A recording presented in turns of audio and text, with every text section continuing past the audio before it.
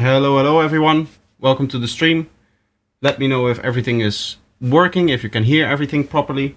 I have set up a new audio setup so that I have a little bit more control.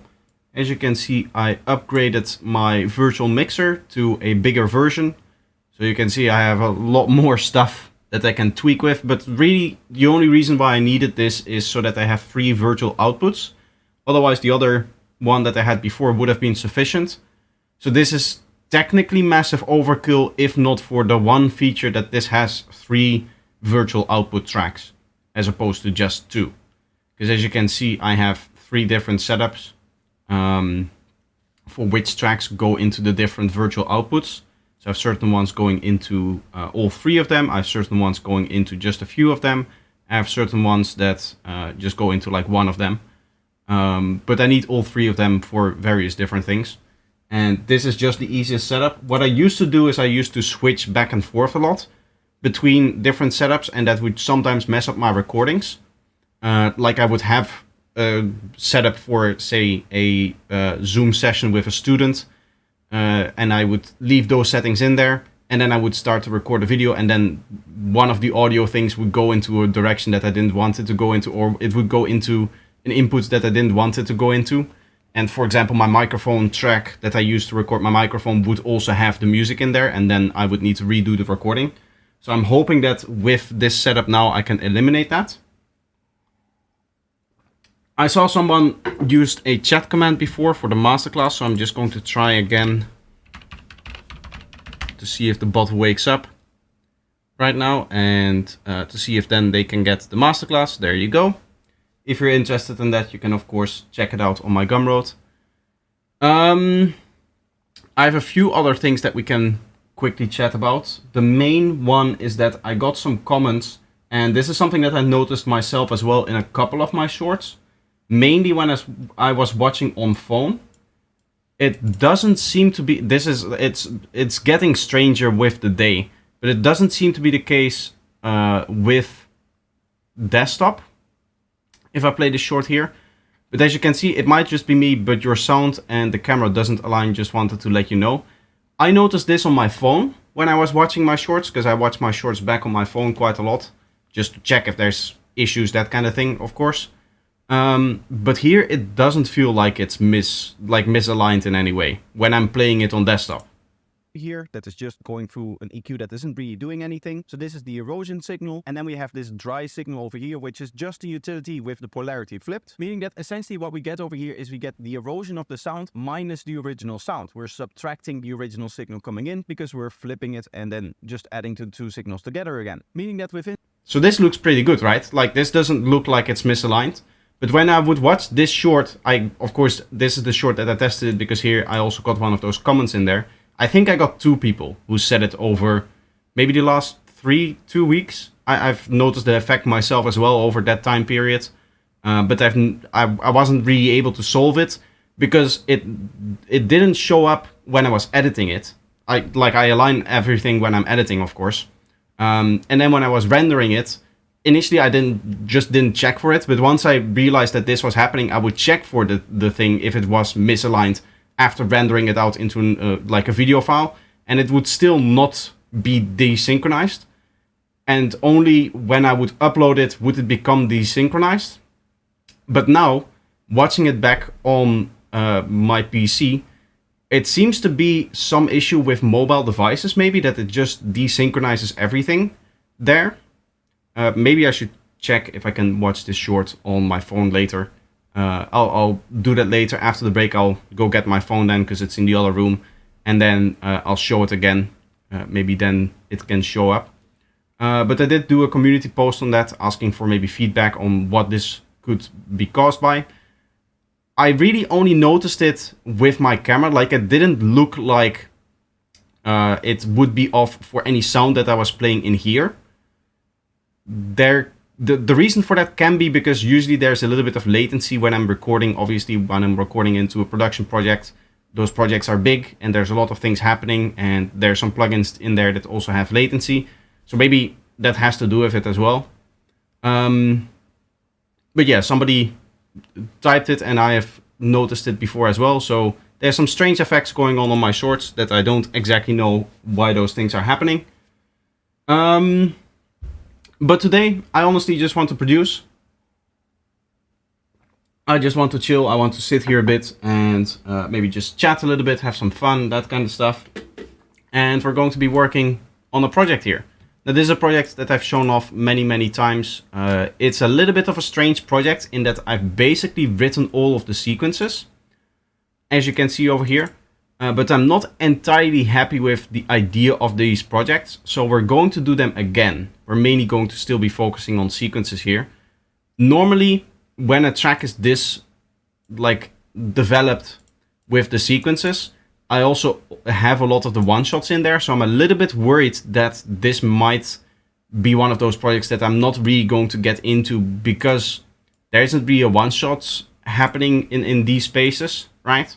You can see I've tried adding some of them, but I've not really gotten far, apart from the first bit where I made a video on the placement of one-shots. So all of this stuff and all of the atmospheres that you see in here, I covered that in a video.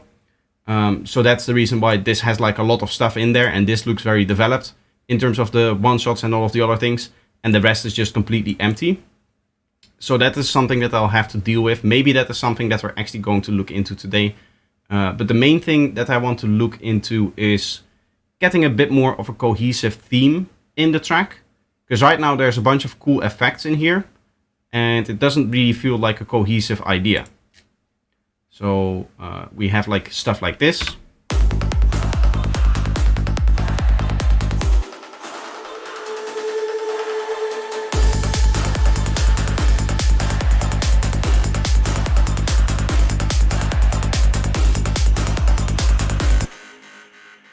We have, I guess, this stuff here.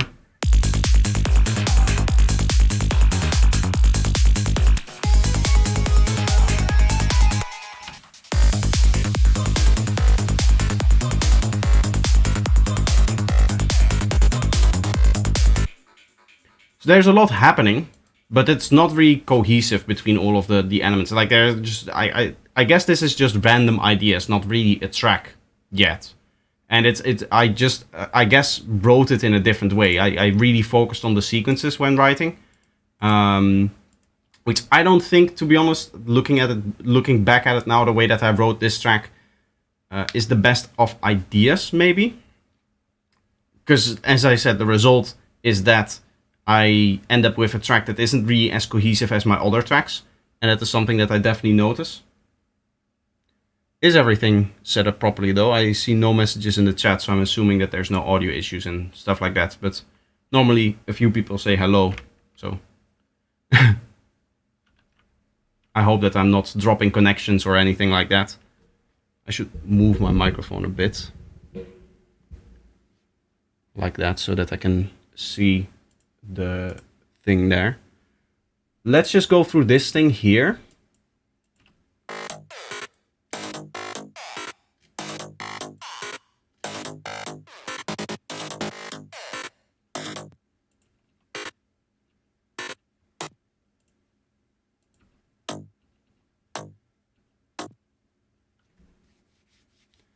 Daniel, hello, welcome. Seems so good, and hello. CERN. I'm sorry if I'm mispronouncing it.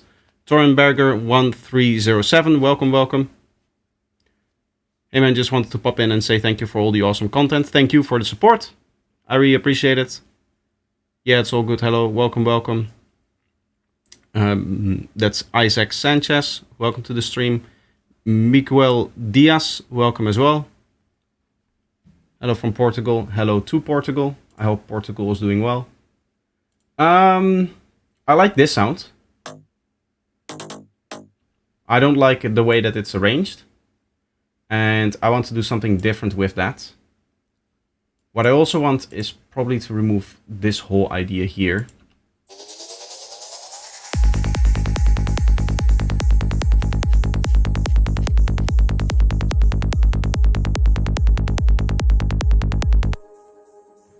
As you can hear, it feels very empty here.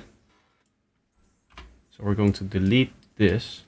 I need to turn on my menu thingy. Are you playing live anytime soon? While I do record mixes for Eclipse, I'm not yet really comfortable playing live, I guess. Because I've never really been into DJing, apart from 2 to 3 parties for my friends.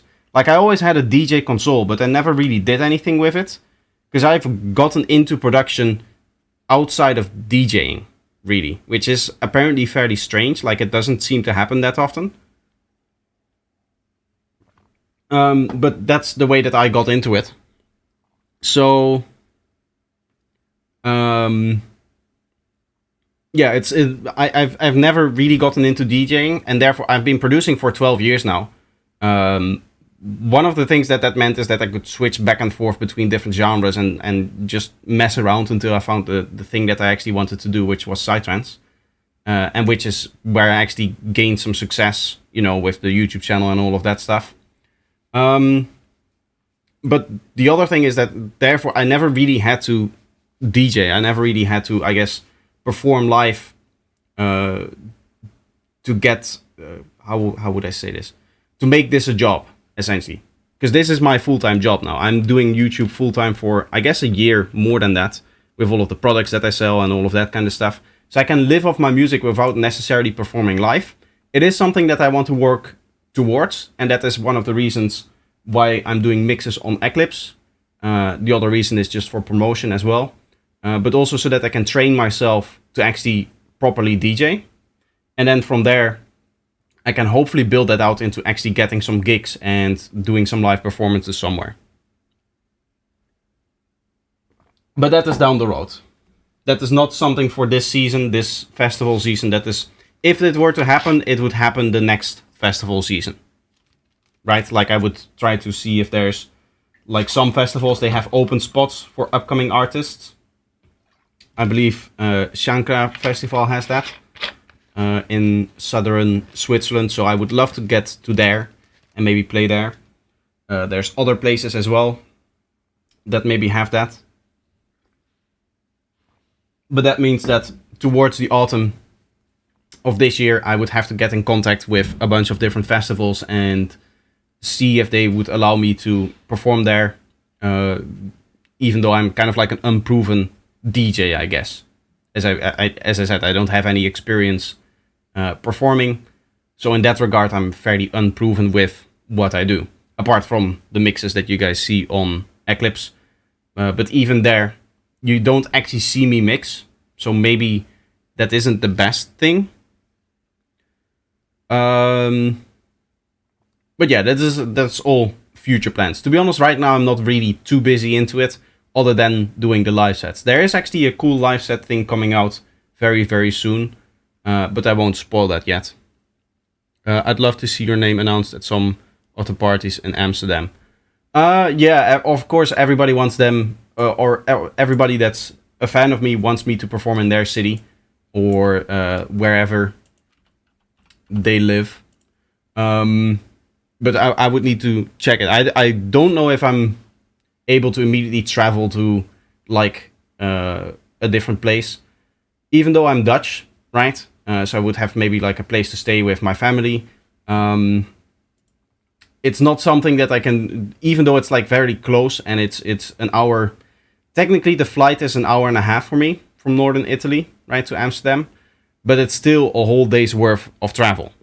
So if it's like just a small party, and if they say, yo, we're not going to pay you anything because you're unproven and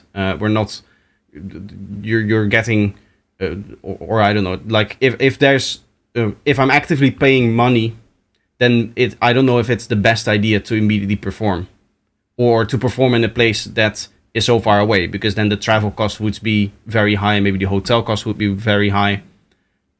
I would need to see. Of course, as I said, this is not something that I'm currently focusing on. This is something that I'm going to focus on in the autumn to see if I can get some gigs for next season.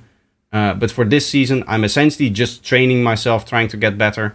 And then towards the autumn, when everybody books their artist for every festival, I'll see if I can get my name out there. I have then a whole bunch of sets that I can show, like, this is what I can do, right, on the Eclipse channel. So yeah, hopefully then I can get a few gigs somewhere and I can perform somewhere.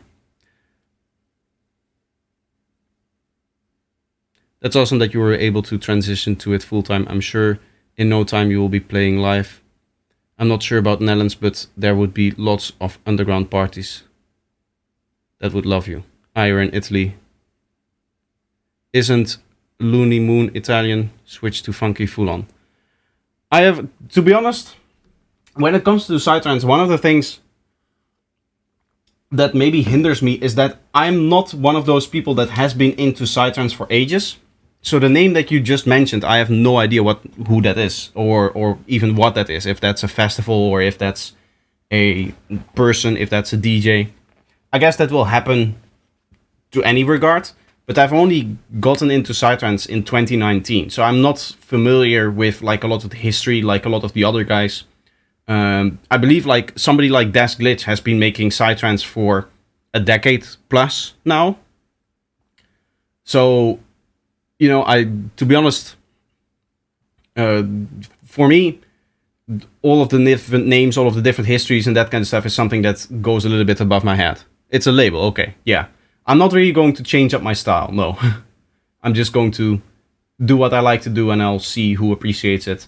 And right now I have my own label, so I'm not planning on putting stuff out. At least for now, I'm not planning on putting stuff out on other labels. I want to focus on my own label thing and see if I can make that grow. We did recently hit 1,000 subscribers on Eclipse, so the growing is still going fairly fast. No prospects of slowing down whatsoever, which is nice. I'm probably going to mute this, or just delete that. Or I would need to see if it's used anywhere else, but I don't think it is. Yeah, no.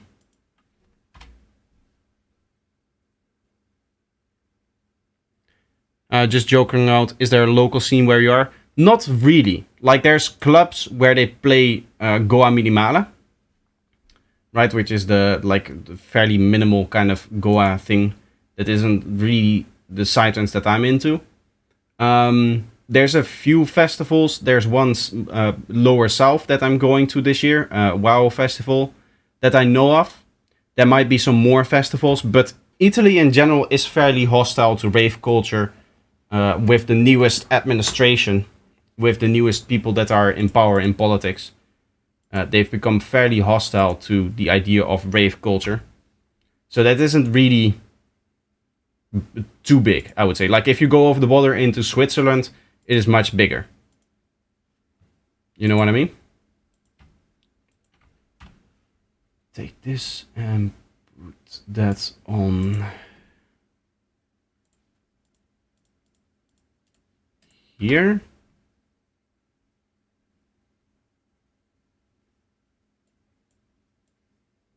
Like that.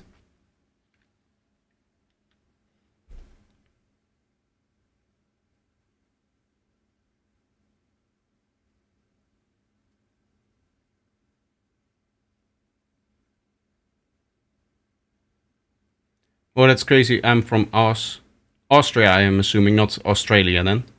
Moving to DE in a month. We have a pretty dead scene here. The government hates it. Yeah, the same is true here. If you're an organizer of an illegal rave, you get 6 years in prison here, which is just wild.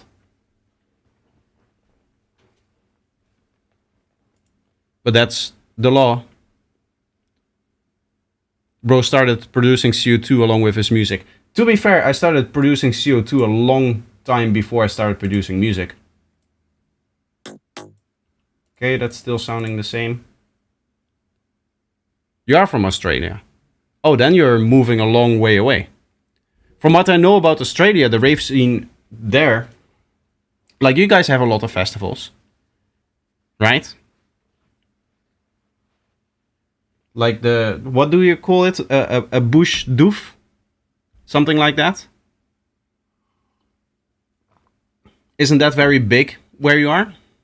Hello from Goa, big fan of your sound design videos. Your videos have been really helpful, brother. You're welcome. Glad that you like them.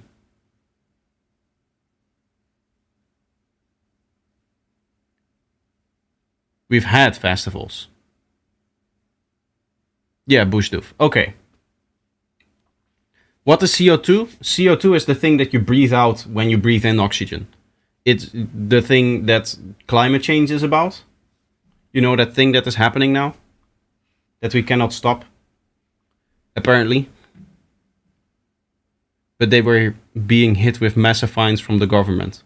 It's everywhere. Anywhere that is a little bit more conservative, they hate different ideas and therefore they hit you with fines or jail sentences or stuff like that. As I said, over here it's 6 years in prison if you organize a rave, which is insane.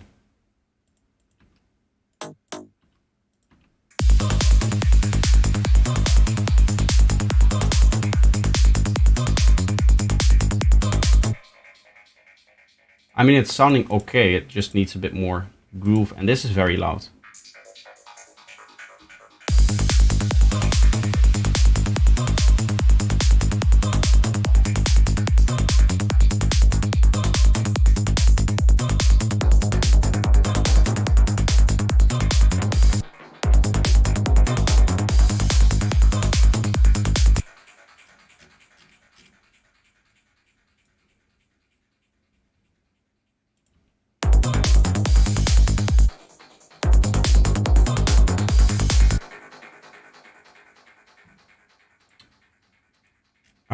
I need to get myself the audio kick.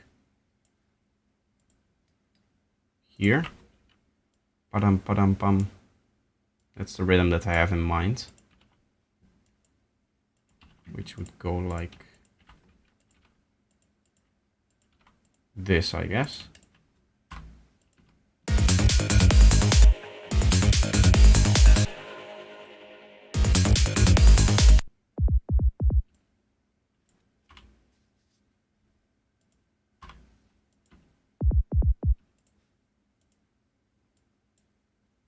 Apparently I'm having a filter on here for some reason.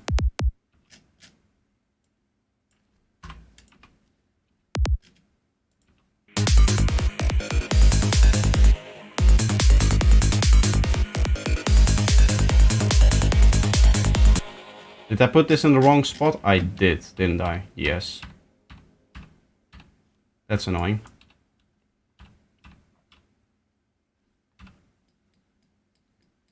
I wanted it here.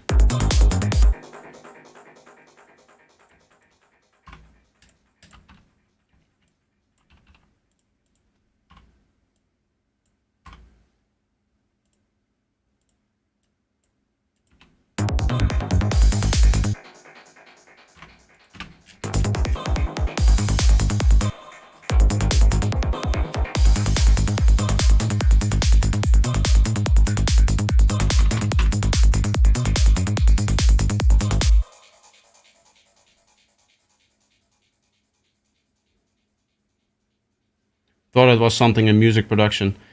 You're not the only one. Somebody in the Discord also said that. When I announced the stream, they were like, producing music and CO2 at the same time, what CO2 means.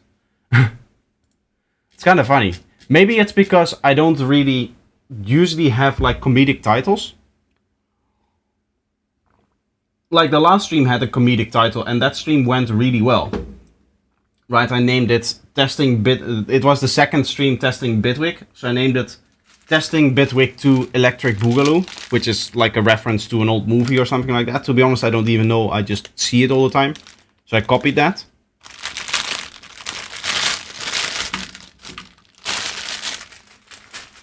And since that worked out really well, I decided to just try to have a little bit more fun with the titles of my streams. Because it doesn't really matter. Like, the title of a video really matters. I can show that if you guys want to see proof of that. But your titles really matter. Let me see, what can I show here? There's no option to show this without just showing the revenue on stream. Because I cannot show revenue, any revenue data as per YouTube terms of service on like live streams and such, as far as I'm aware. So I guess I have to quickly edit this. Give me 2 seconds. I'll just have to blur out the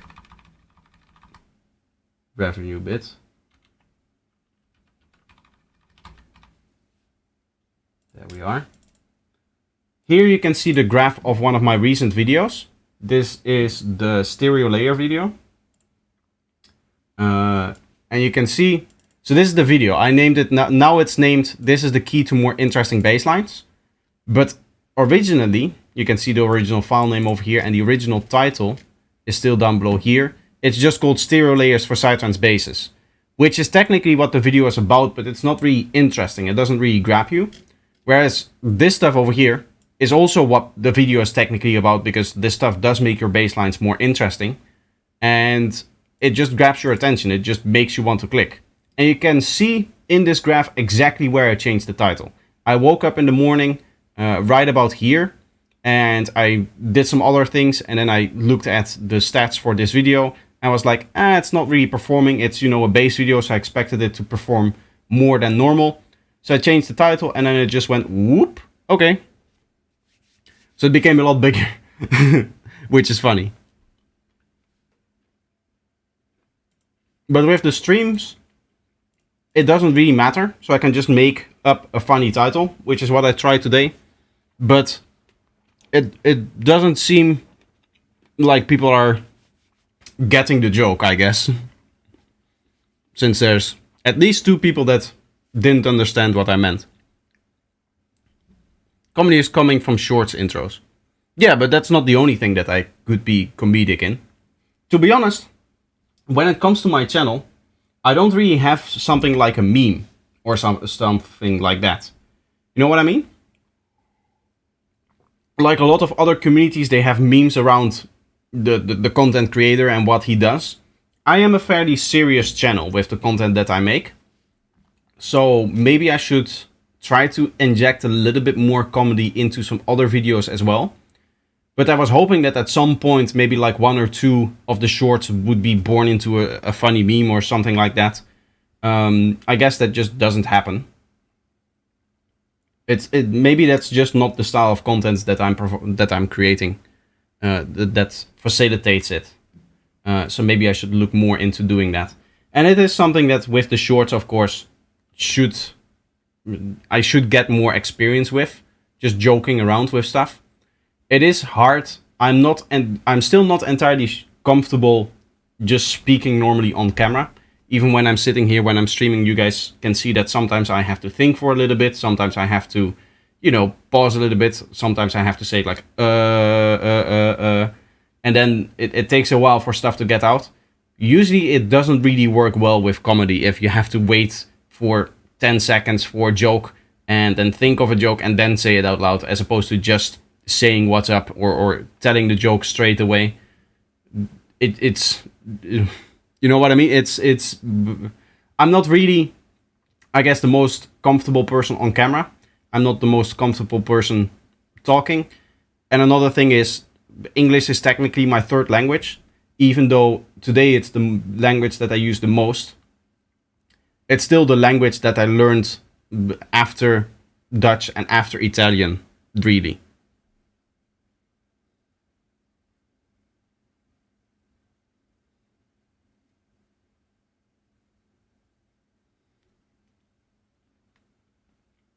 I don't know, it's just an observation, I guess. I don't know if it even benefits my channel to be more comedic. It should. Like having a meme that is recognizably you. But maybe I just need a bigger community for that. For that to kind of develop naturally. I don't want to force it. I don't want to like force a joke into existence, of course. I don't think that that's a good idea. I don't think that good things come of that. What I want to do here is I want to see if I can just make the loop more interesting.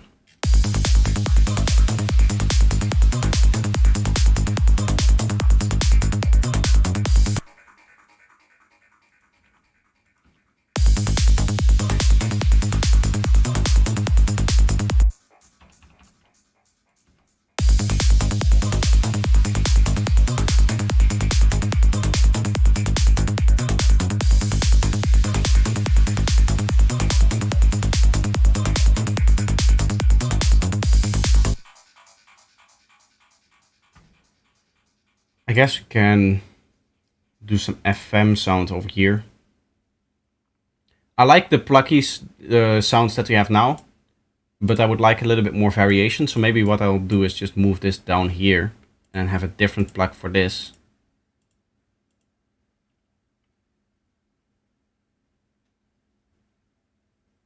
Out of curiosity, what music do you listen to on your own time? Do you listen to any darker stuff or morning stuff, any other genres? When it comes to my music that I like, you can go in, where is it? Here, and you can go to my Spotify artist page, and then you'll find Psychedelic Favorites, which is the playlist that features all of the sounds that I use both as reference tracks, but also the stuff that I just listen to on the daily driver. It's a pretty extensive playlist, as you can see, but it's all somewhat in the region of the music that I currently make. So there's a lot of Asterix in there, there's a lot of Outsiders in there, some Avalon, some Ace Ventura, name a few others. There's some Tristan stuff in here, Bliss. I've been listening to Bliss more and more and more recently, because what he's been making in the last year has been really doing well. Or at least I really like it. Another thing that I want to shout out is Transformations 14. This is a very, very, very, very, very good compilation. I already had a lot of those tracks in here. I guess the first one here is this Chaos. And then as you can see, slowly I added one more and another one and another one. And then I was like, I have 5 of the tracks from this collection in my playlist. I should just listen to all of them and see whichever one I like, I'll just add to it. And then I did that, and as you can see, I just added the whole thing. Because they're all good. They're all very nice.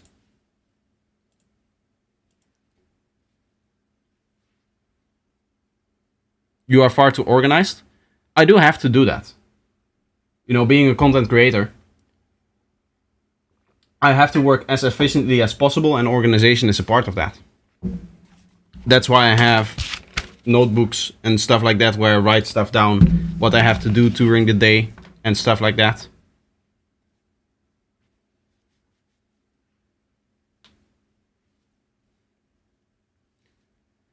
I've been wondering, should I buy Faceplant or Vital? Anyone has any good reasons for what is best for hard dance? To be honest, I don't know hard dance. When it comes to Faceplant, this is the kind of synth where you're going to spend a little while making your patch. If that's what you're into, then do that. Vital is an instant pickup because it's free. Right, so you're not buying anything. Unless you pay for the full version of Vital, which I have. I would also recommend that if you just want, you know, all of the wavetables and you want the text-to-speech limitation removed. And just having that can get you some cool results in terms of sound design. But to be honest, if you want to buy one synth, just demo a few, see which one works best, and then go for that one. I got Vital Pro, not worth it. I do think it's worth it. I do. I've had plenty of times where I would try something like a wavetable or a text-to-speech thing that I wouldn't have been able to do if I did not have the Pro version.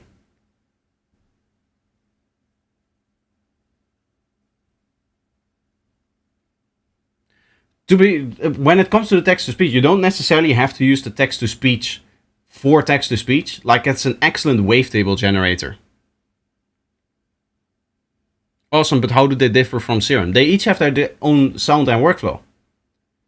Like, I can tell you about the modular workflow of Faceplant, but you should be able to see that on the screen, right? And Vital, the difference between Serum and Vital is fairly technical, but it basically boils down to Vital uses a spectral engine, which means that it generates each harmonic individually, I believe, up until a certain point. It's not quite additive synthesis, because additive synthesis goes throughout the whole synth.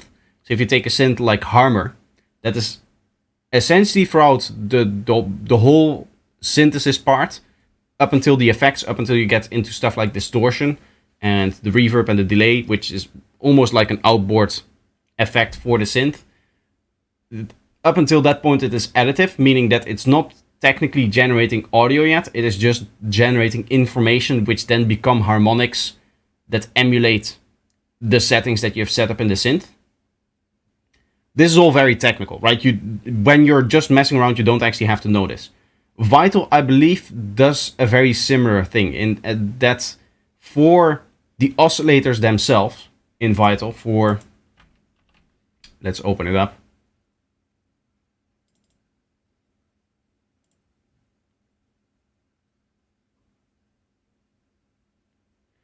For this bit over here, it is spectral in nature. And that means that you can do stuff like this, where you have random amplitudes. I don't think there's really a good way that you can do that without a spectral engine. And that's obviously not just the random amplitudes, but it's all of the different things that you're seeing over here. These all work based on spectral manipulation, I think. Might not be the case for this stuff over here. This might already be outside of the spectral engine, because this is FM and stuff. That's normally not done with spectral processing.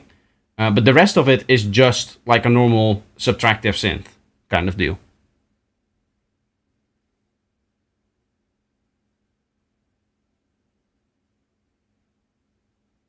Whichever version you have, get projectors, Vital side pack, it's awesome. Thanks.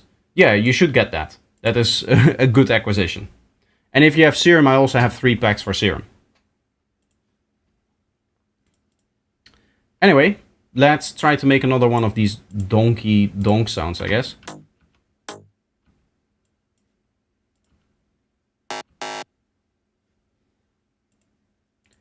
So we would need a filter. Let's go for the non-linear one, because that may distort nicely.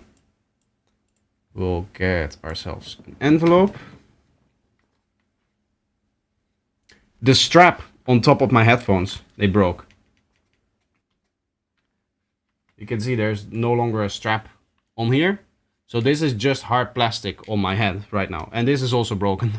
I have it in my Amazon wishlist thing already. The things that I need to fix my headphones. But it has basically completely broken right now. It's getting a little bit annoying. That's maybe the reason why you see me sometimes fiddling with the headphones. I think I've had this broken for like a good month now. I just did not have the time. Usually when it comes to buying stuff on Amazon, one of the things that I take into account is, am I going to be home for a long stretch of time? Like, don't I have anything to do for a long stretch of time? From the 4th of June up until the 6th of June, I'm going away. And then probably after that, I have just enough time between then and Burning Mountain, which is at the end of June, that I'm just home for a while. And there's never really a day where I'm not home. The reason for that is here in Italy, there's basically no guarantee that people show up when they say they do when it comes to package delivery. Like when you live in the Netherlands, they say like, okay, we'll pass by that day in the morning or in the afternoon. Usually it's like the next day or something like that. But here in Italy, it can say like, okay, we're passing by tomorrow, and then it takes them another week to actually pass by. Which headphones are you looking for next? I'm not replacing the headphones. I'm just buying the strap and the ear caps. That's just like $5.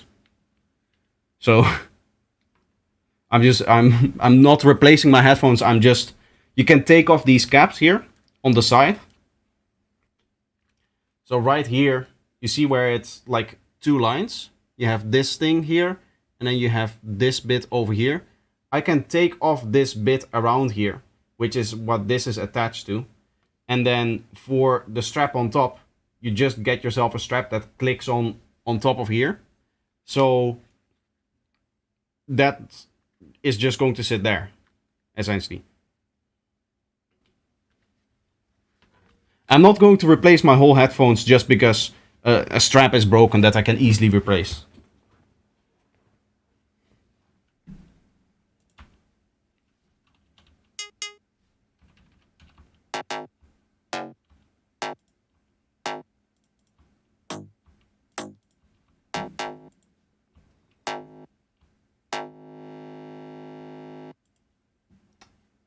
This may have some issues doing it like that.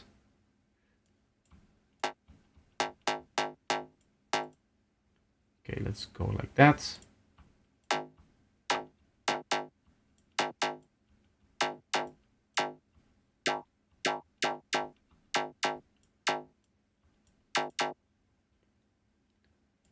Give it a bit of distortion.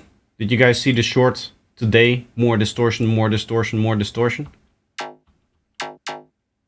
I really like that one. That one came out very well. It's a new format that I'm trying out, where I just sit down for 5 minutes, try to sound design something from scratch, and then chop it up and edit it up. Usually I didn't do that because when it comes to that kind of stuff, with the shorts, because it's limited to 1 minute of time, it's often hard to show the whole sound.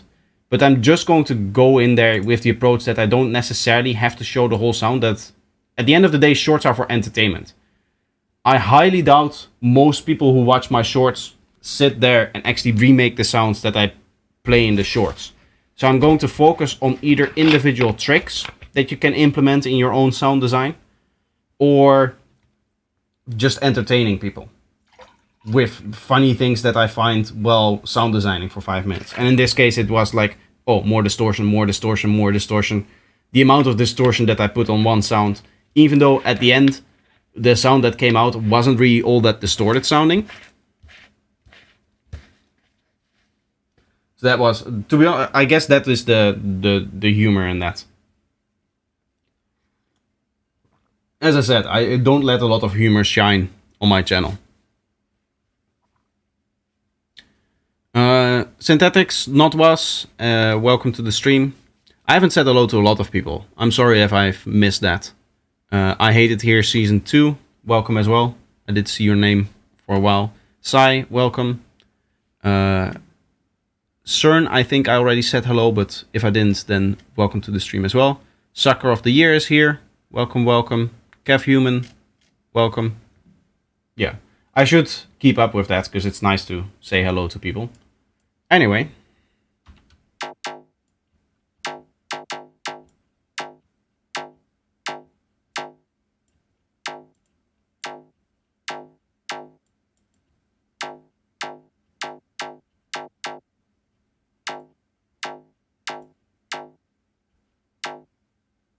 Okay, nice.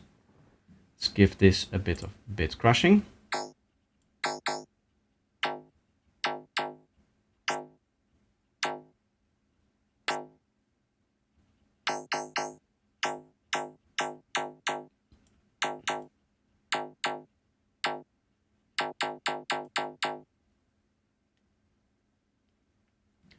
Quing, welcome, welcome. How are you doing?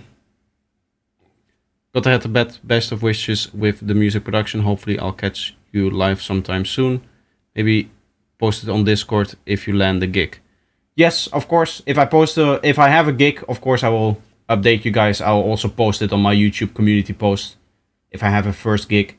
And even then, I hope that I can get to record the gig then. So it will eventually be posted somewhere for you guys to hear it.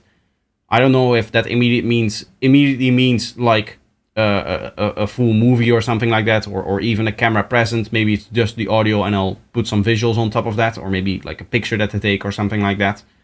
But I'll have to see. Of course, anything that happens in regards to what I do in terms of music I will update you guys of that. Oh, wait. Let's go in here with the sideband thing. Sideband. Let's see if we can get a cool tone out of that. And I don't necessarily have to do that before the bit crush, I think.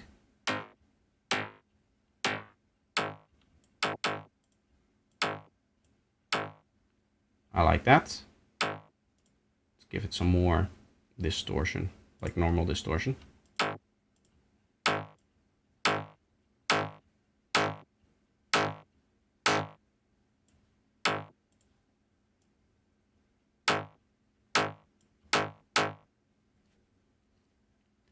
Okay.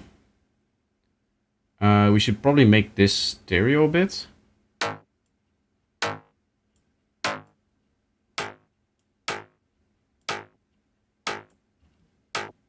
I like that.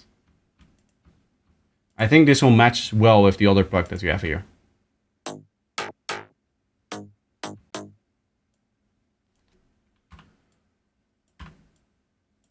I think that will work.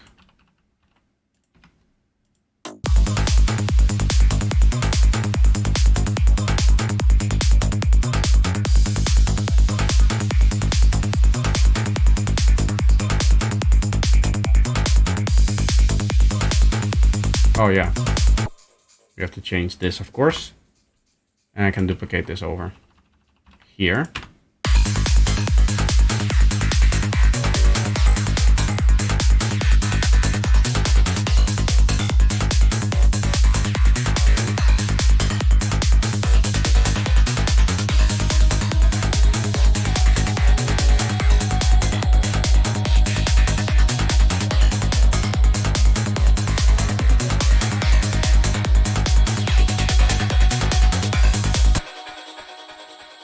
Vibe is not entirely there yet.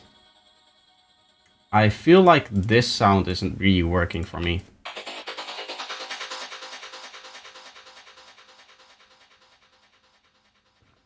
As cool as it is, I don't think I'm a fan of the washed out nature of the sound. I don't really know where it's coming from even. I believe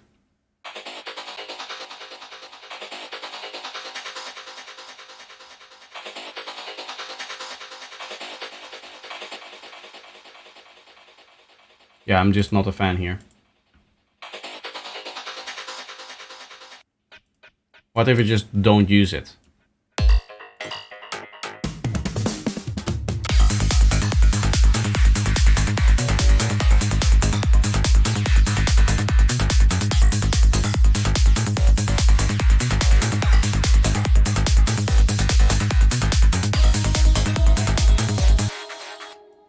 I think we're playing this a bit too much, so I'm just going to do it every other bar here. I think that will work better.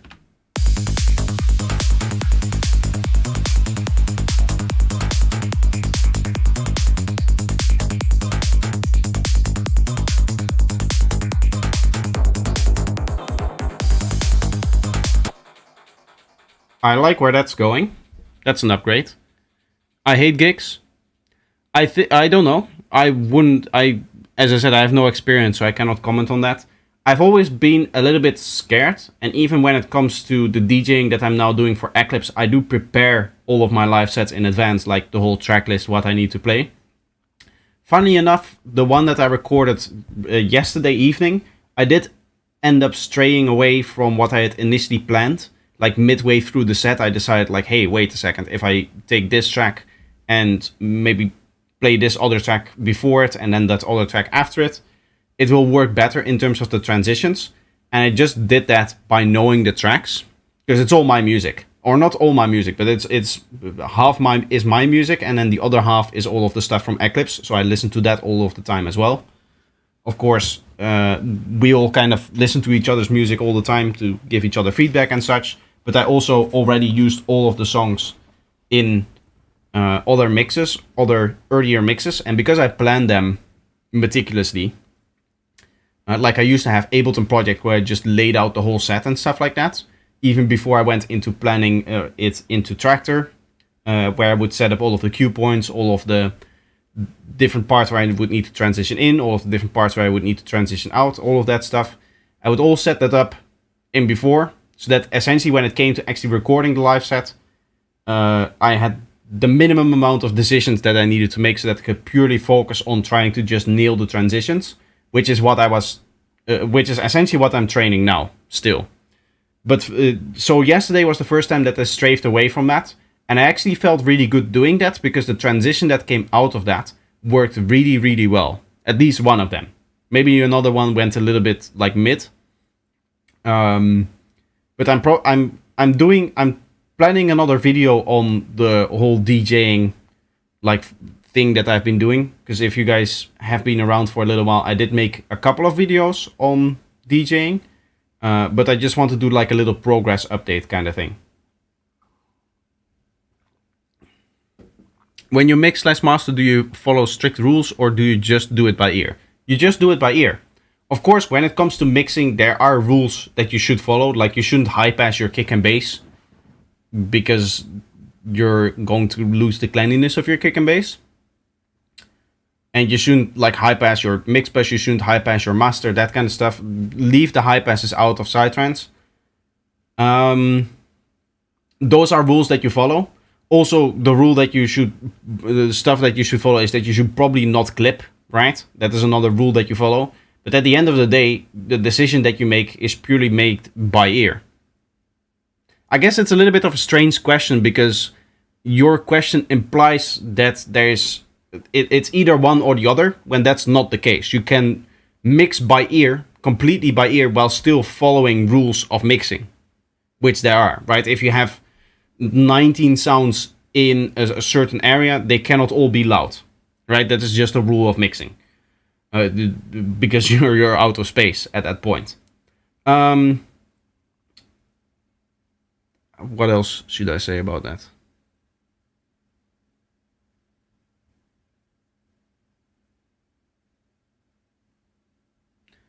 I guess the only other thing that I should say is that in regards to that, though, the main thing is that when it comes to the listening, you're not like saying, okay, with a rule, it is like kick has to be this level, bass has to be that level, drums have to be that level, synth has to be that level. That is not really mixing. That is more data entry at that point. Like you're just putting volumes into the faders because you have a list of volumes that you need to put in there. But there are rules to what you can and cannot do within the liberty that you have when you're making decisions by ear. I think that is the best way to say it. I also hate rules. I don't. I think that they're necessary. I think that they're there to improve the way that you mix. Those rules are there for a reason, because when you break them, your mix is usually going to get worse. When I say usually, it is like 99.95% of the time, right? There might be one case where slightly clipping the master is a good thing, but generally speaking, you don't want to clip the master when you're exporting your final master. That's just a bad thing. So that is a rule, and following that rule will get you better mixes. You got new studios, but you still prefer headphones and use them only so. You got new studio monitors, but you still prefer headphones and use them only sometimes? Question mark. That's phrased pretty strangely, but I think I know what you mean. You're asking if it's either or, right? Like it's not all and, the way that you... Because the two things that you say and with are mutually exclusive. Or somewhat exclusive, I guess.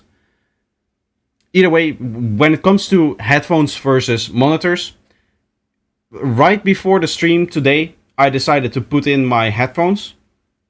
When it comes to mixing streams, you guys will hear me play the track and then play the whole thing. The reason why I cannot do that in Ableton is because of delay tails and the way that my microphone cuts off based on the desktop audio when it's playing. So when there's a delay tail, it will cut off my microphone.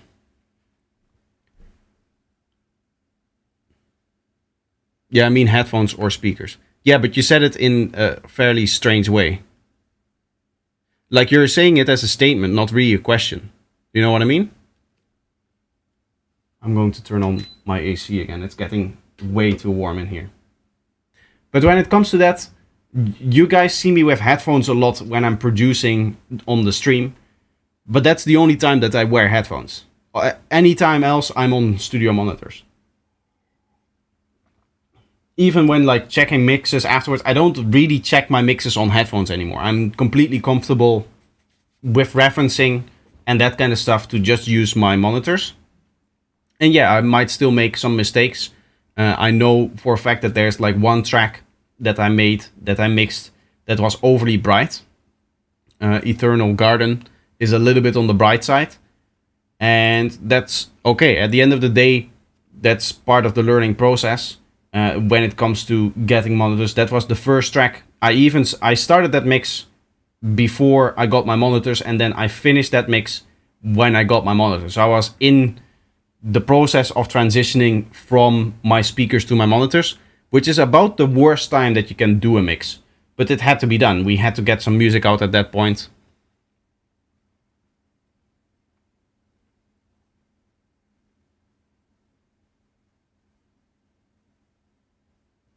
I mean, rules like you should always put this plugin on the kick, EQ this, and put this on the master, remove this, frequencies, share, should have this plugin, etc. No, those rules I don't follow when it comes to mixing, but I do follow other rules. So there are rules involved. Yeah, right. I think headphones make your fatigue quicker. Speaker is pleasant. I think the amount of fatigue that you get is a little bit dependent maybe on whether you're using headphones, but mainly on the volume. I never really get painful ears when or even irritated ears when I'm producing because I'm monitoring very, very low. One, I have neighbors, and the place where I'm in now especially, I have neighbors on all sides of me, basically. Like I have them below, I have them right there. There's neighbors behind this wall over here. This is drywall here.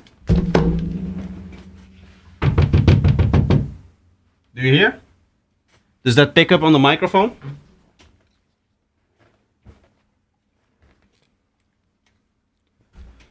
So there's people that live behind that wall. I think there might be another drywall in between, but it's not much. There's not like a big sturdy wall in between that is keeping the sound out for them. So I just cannot put the volume high when it comes to my monitoring. And also, I just really don't like it. I don't really care for it.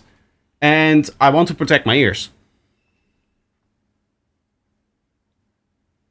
So the best way to protect your ears is to lower the volume. I don't have anything that I can use as like a dB meter, or at least an accurate one. I can use my phone, but I don't think that that's very accurate. So I wouldn't be able to tell what my actual like standard monitoring level is, but it's not very loud. Classic American walls, yes. Poor neighbors. So no, not poor neighbors. I just leave the volume low enough that I never get any complaints from it. Because I've told them, like, I'm a musician, I make music for a living full time, and when I got in here, I still had my speakers, but I told them, like, I'm planning on buying monitors. I should see that there's a little bit of dirt on one of them, so I tried to remove that.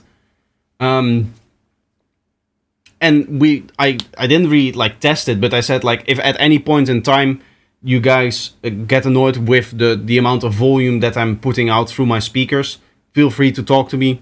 I'm open for that kind of stuff. I don't want to be a nuisance to anyone. So for that reason, I just keep it low. You know what I mean? So without having a soundproof room, your neighbors never complain. So I think the case is that there's a drywall on this side. And then there might be another wall behind that. Because over here on this side, this is also drywall. And I think the whole thing is drywall here. And because this is like the ceiling is over here. Can you see that? Does that show? If I zoom out maybe. Yeah, you can just about see the ceiling right here in the top of the screen. You can see where the ceiling hits. So that ceiling, or the roof kind of continues that way. So there's like a crawl space on the side, I guess. And I think that means that there's also a little bit of room in between.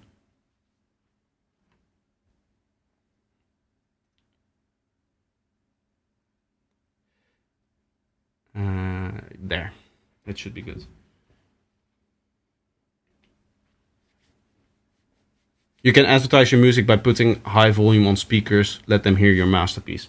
Yes, I could, but I would like to save myself from getting any sorts of complaints or fines or whatever, or getting kicked out of my apartment. To be honest, I don't need the advertisement that much.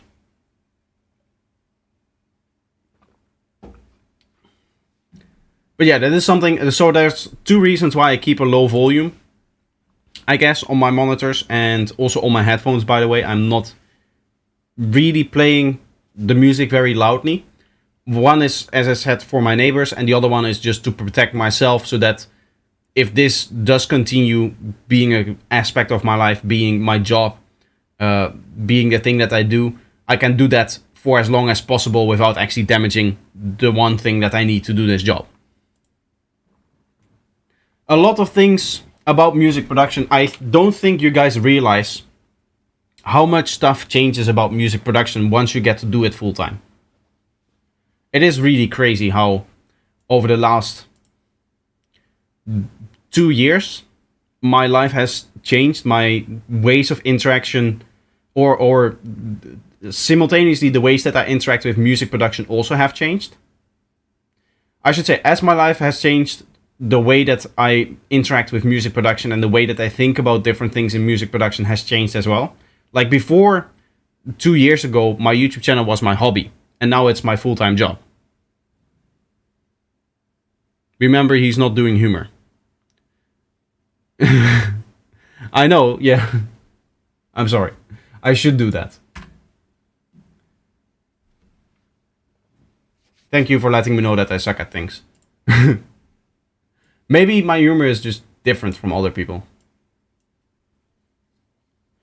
I was born relatively closely to Germany, right? So the Netherlands is very close to Germany. So that is an explainer of what could be happening here.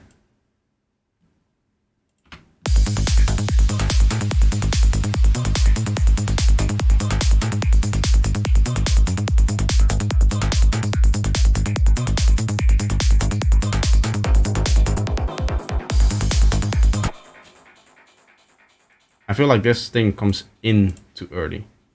Ah, it's because, yeah, that's why.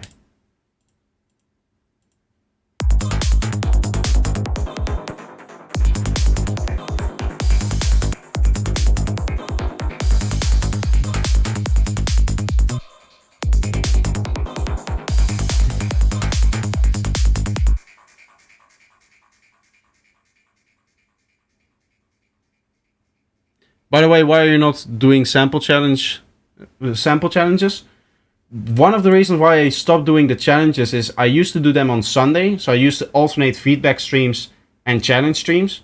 And at the end of the like 3 months that I did that, the feedback streams would have 15 to 20 viewers always actively participating by submitting their music and that kind of stuff, like we have now. And the challenge stream would have 2 people joining in with the production.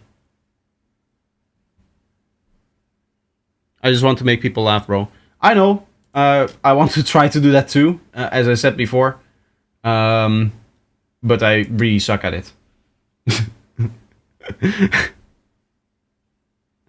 More swing, please. No, this track is not going to have any swing. Putting swing into a track like this at this point of the production stage is going to be a nightmare, so I won't do that. No.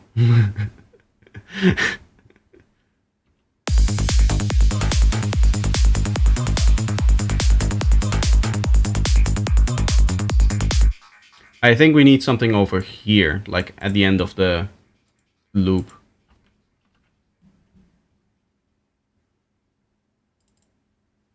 That's also over here because we deleted this element.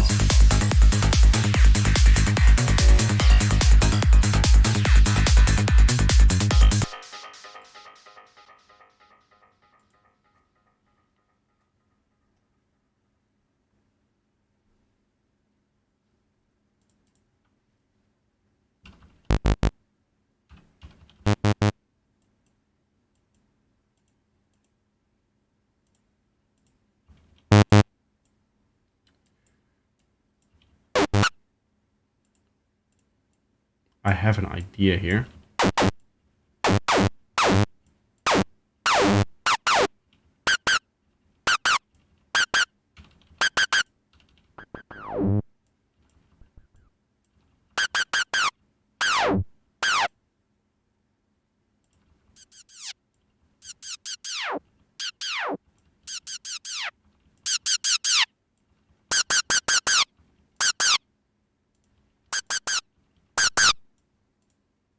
It is kind of cool what we're getting, but we're getting a little bit of that strangeness that you get from just Solwave FM.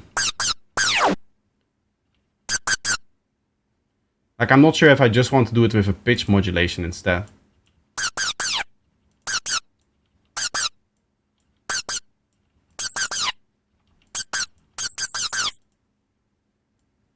there's like a nasty, gritty, lower grittiness, I guess is the right word. Yeah, that would be the right word. Let's just try doing it on the pitch. We go like up 2 octaves and then...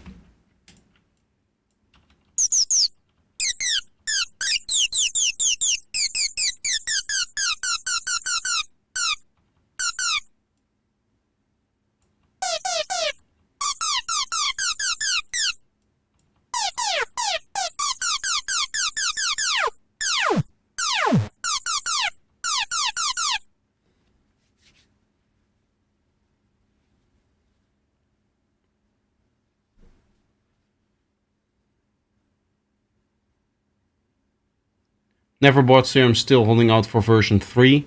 That's a long ways away. We're not even on version 2 yet.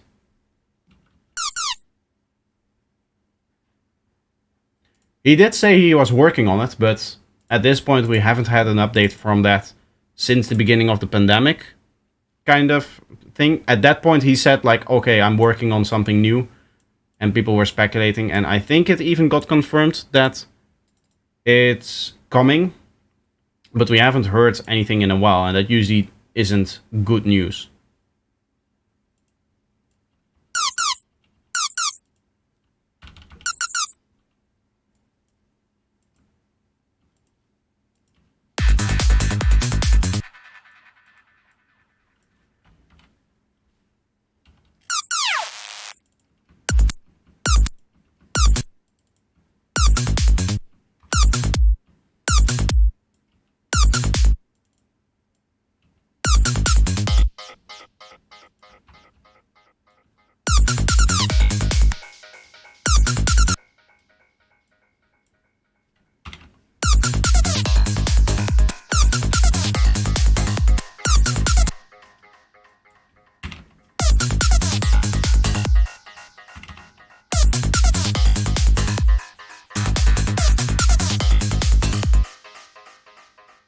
I was using Kilohertz Faceplant instead. Faceplant is also a very good synth. Yeah, you can... It takes a little bit of extra time actually getting into it and getting your patch ready and stuff like that.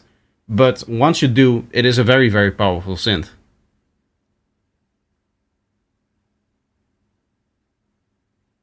Yep, it sounds like a while away. I'm sure if sales are still good, they are thinking, why bother? I mean, at this point, almost everybody already has Serum, so I would assume that at some point they would want to, you know, have people buy the new version of Serum, right? So that they can actually get some more income. Because I think when it comes to products like this, I mean, I know for a fact when it comes to digital products, the moment that you release a product is where you make the most money.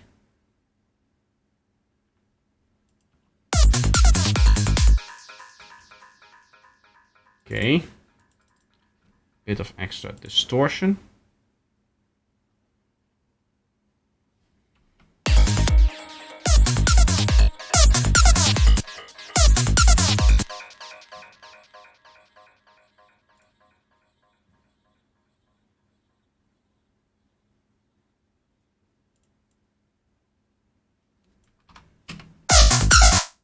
There we are.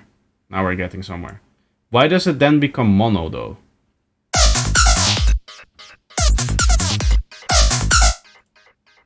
I don't want you to become mono.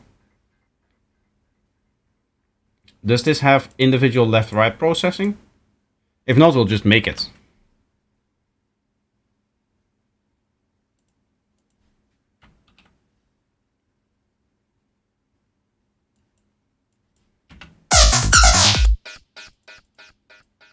That just became louder.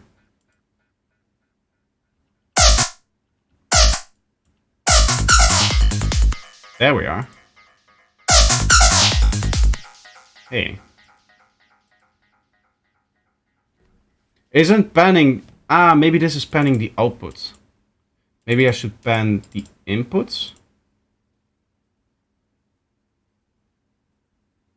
Like I want one to work on the left channel only. So it should be taking the left channel. And then this one, I want it to be working on just the right channel, like this. That did do nothing.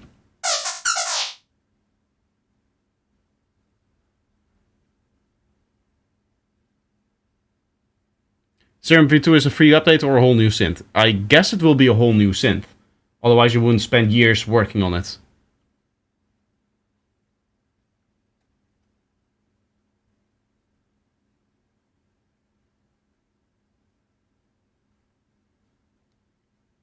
Why does this not work with just stereo audio? I thought panning would just isolate like the left channel for me, but it doesn't seem to do that. Maybe I need to... But even that doesn't make sense. If it's already isolating the left and right channel, it should still keep the same stereo image. Why? I know this has stereo within it, but I just want to keep the stereo image that we have from this. We get some nice like tones on the left and the right channel here. And this just pushes everything to the center.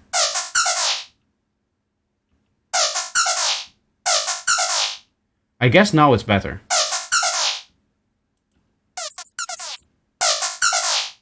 It is still more mono, but that is because I guess the effect itself is mono.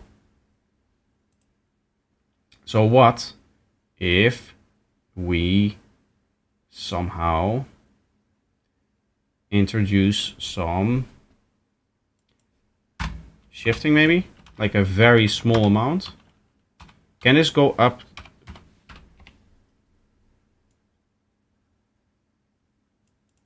.1, 0.2. You can only go up 0.2 semitones, not 0.1. That's too little. Minus 0.2. There. I guess that didn't do as much as I wanted it to. Let's try moving the stretch in opposite directions a little bit. There we are. Now we have something interesting. I wonder what the stats are on new people getting into music production. I think it will be more and more every day. Of course, it's very few people, relatively speaking, right? To the rest, or to the amount of people that don't get into music production. But nowadays, more and more people are exposed to the technologies of making music. And I think for that reason, more and more people are picking it up. That being said, though, most people that pick it up probably won't buy Serum anymore. Like, Serum is an old synth nowadays. Right? It is old. It came out like 10 years ago, more than that even. And second of it, it's not really suited for the kind of music that people nowadays make, which is mostly hip-hop and stuff like that. So I guess people will probably look into different plugins specifically designed for that kind of genre.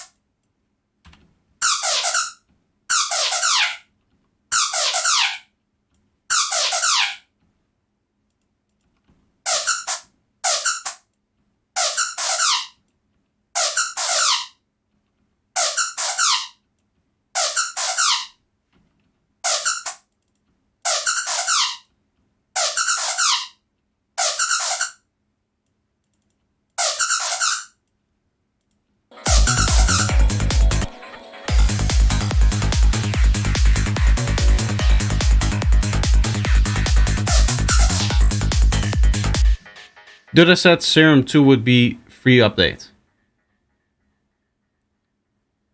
I haven't heard about that, but I assume that it, after years of work, that he would have people pay for it. I would highly doubt that we would just give that away, but we'll have to see when it comes out.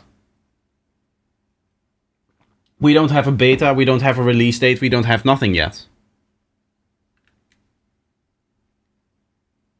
I suppose what Serum does have going for it is the huge amounts of presets available. At this point, also Vital has that. So I guess that doesn't really matter at this point anymore. It used to be the case back when dubstep was really popular that really Serum was the only plugin that you could use for that. But nowadays we have so many options, and as I said, new synths are coming out, synths that just do it better, synths that are maybe more CPU friendly, maybe synths that are just a little bit better designed, maybe synths that employ new synthesis techniques. All of that stuff is coming out by the day.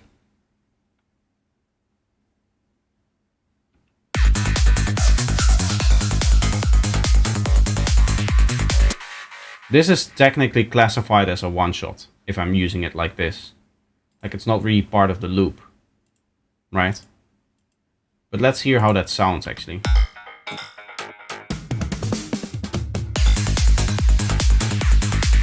There is some nasty stuff happening here.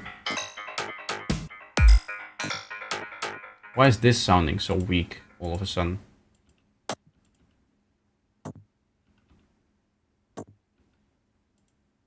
What's happening here? Ah, the glitch thing. Yeah, no, I don't want that.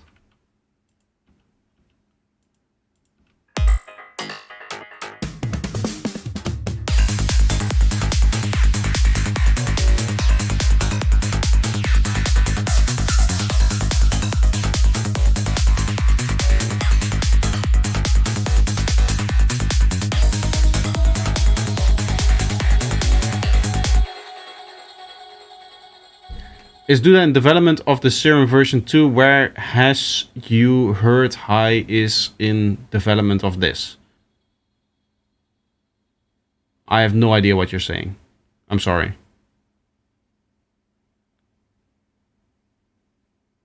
I mean, I know the first part is Duda in development of Serum version 2? Yes. He said that somewhere on the Discord server, maybe? But it has been either leaked or he has confirmed it somewhere. But yeah, I'm not sure if it's like full-time development or if it's an on-off project. I think, to be honest, when it comes to Steve Duda, he's probably still harking in cash from Serum 1. Like from the first version, because it's so successful. And obviously he has every right to. He has no obligation to continue working on the synth. Only if he wants to.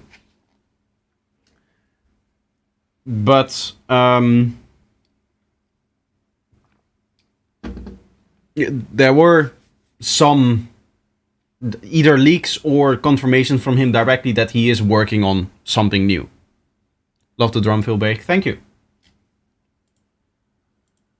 I'm not getting a lot of work done. What I am going to do is I'm going to take a quick break here. The drum fill, by the way, is just Kashmir samples. I just see that now. They're just two Kashmir sounds here. I do like to make my drum fill out of multiple drum fills.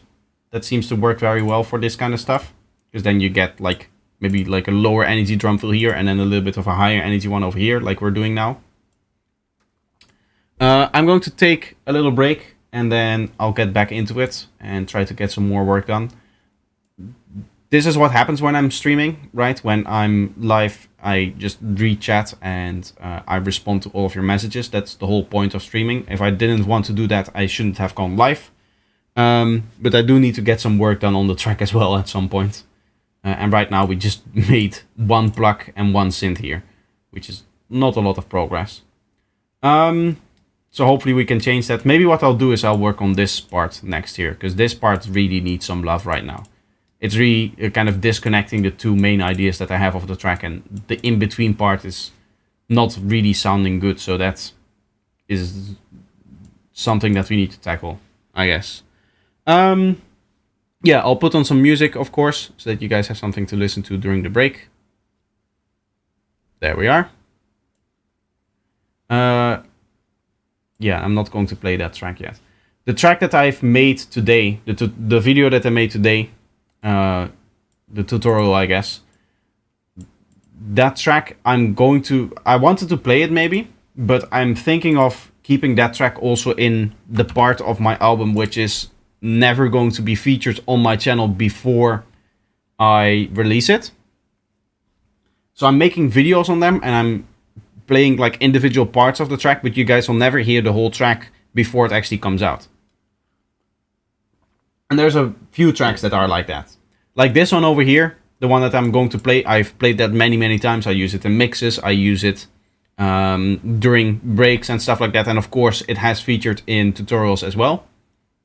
But I'm going to keep a few tracks. There's maybe like 3 or 4 tracks right now that I have finished that you guys have never heard before in like the full length of the track. I'm going to keep it that way. Anyway, I'm going to take a quick break, and once I'm back, we'll continue producing. And yeah, then we'll just work on that part in the middle there.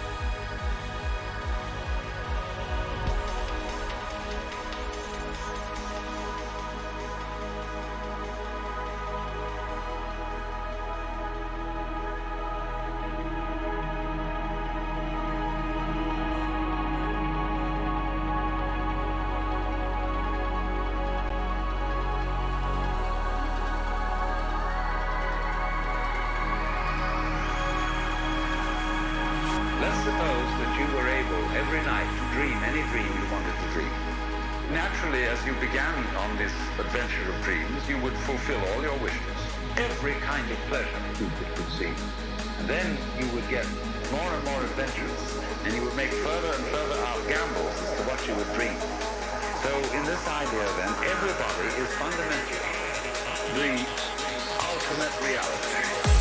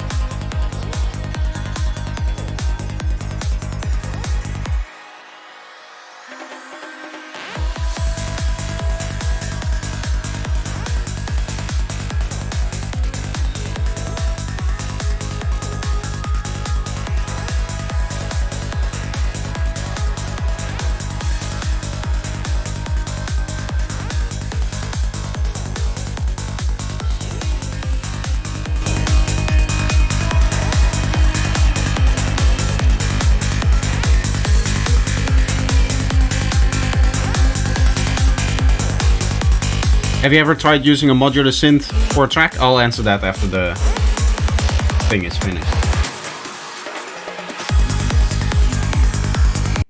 I guess we can stop playing here because I'm back now. Normally I have the timing just right, but today I was a little bit early, I guess. Why did all of that change though? Have you ever tried using modular synth for a track? I have VZ VRAC installed, but I never use it. When it comes to making music, what I'm looking for is quickly getting my ideas into the DAW. I guess Faceplant counts as a modular synthesis, like a modular synth. So in that case, yes, technically. But like modular synthesis, it takes a lot of time to actually get going because you need to build your whole patch with individual modules, right? And that's not what I'm looking for when I'm writing a track. You can imagine that a track like this that has 200 audio tracks and is not even half finished, it takes a while if you're spending a lot of time on one patch to get all of the tracks that you need to actually fill up a track like that. And for me, the faster I can get an idea into the DAW, the better it is. So modular synthesis doesn't really lend itself to that kind of workflow. So for that reason, no, I haven't used a modular synth from what I can remember outside of Faceplant. And then even in that case, I rarely use Faceplant because I really need to have an idea before I go into something like Faceplant. Normally, I just whip up Serum and just quickly make the patch that I'm looking for. I've gotten to the point with my sound design a long time ago, actually, that I just know how I can get close to the idea that I want to get in a very quick way. So, yeah, no, modular synthesis, no, it's not for me.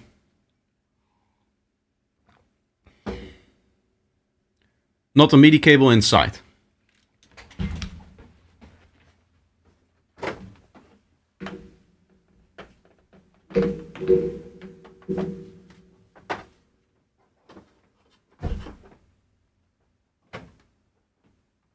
This is another thing. I have this connected to MIDI. I need to put it back in, but I might as well not. I have this connected to MIDI, this thing. Right now it's at a weird angle where the couch is like in front of it, so I cannot really just sit comfortably there and play it. Not that I know how to play the piano, but even if I were moving around and like playing it like this is very annoying, and I cannot really sit in front of it. That's just because of the layout of this place. And that is something that I want to change when I move to the next apartment in September. Eventually I might get into more like outboard gear and stuff like that, but it's not one of those things, like it's again the same issue where if you have a lot of outboard gear, if you have a lot of outboard stuff, it's not really conducive to the workflow of just trying to get a sound quickly. Like you need to set it up, you need to get the patch. If you want to go back into the patch and you have maybe recorded something in audio, it's not really easy to change things, that kind of stuff later on in the track. So my workflow isn't really built on that idea. So no, the like having a lot of MIDI synths is not something that I'm like really striving towards. No, because it just doesn't work with my workflow. But I do have a MIDI cable. One MIDI cable. I need to get another one actually, because right now I can get MIDI from that thing into the DAW, but I cannot do it the other way around, so I cannot actually use the sample capabilities that this thing has, because this is a sampler. This has like 250 different instruments in here that are like fully ranged samples, which is actually decently well done. They're not the best sound quality. If I get like a contact patch or a contact pack, then the strings are going to be better than the strings that are in here. But these are one of those things that not a lot of people are going to have access to. Another thing that happens with this thing is that there's a few keys that get stuck, and when I press them down, they continuously send MIDI to the synth, meaning that the synth never stops playing. So sometimes when this is plugged in and turned on and I have a synth, sometimes it just plays a note randomly and it never stops. So that can be annoying. When I really want to have like a piano that I can play stuff in, for one, you need it like on the desk in front of you, right? Which currently I just don't have the space for.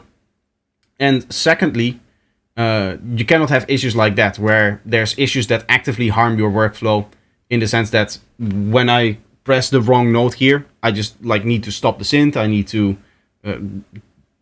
either turn this thing off or yank the cable out of it, stuff like that. All of those are right now annoyances, and maybe I'll fix that in the future. Maybe I won't. To be honest, I'm pretty happy with my workflow right now. Like, I'm able to make the music that I want to make. So I'm not really looking to improve that part of the workflow, to be honest.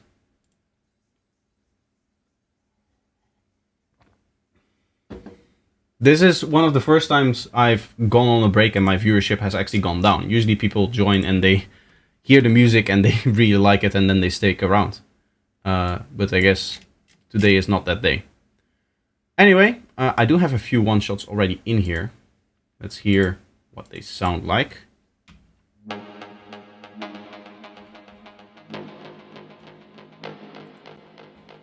What was the idea here? Not really.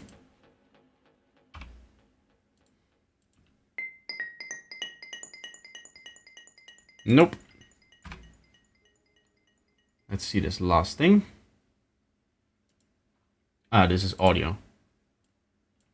Okay, so I have already, like...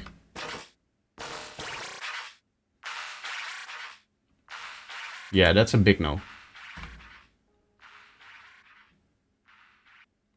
I think one of the things that is missing in this track is like a proper vocal. I have some vocals in here, like I have this thing here, which is cool, but it's not great. As you can see, I've turned it off for a few places.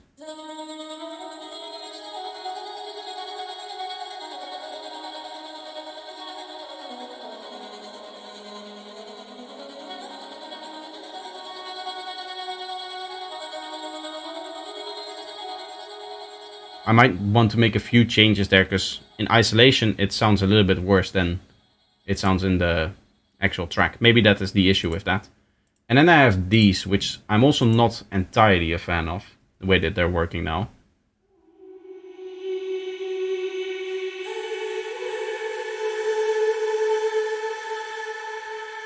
Like I have it in here.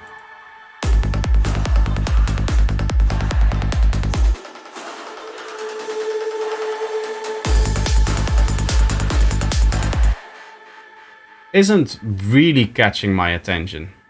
It's not really doing it for me. Maybe it needs to just be in a different spot. Maybe if I put it like here. With the automation, of course. Either here.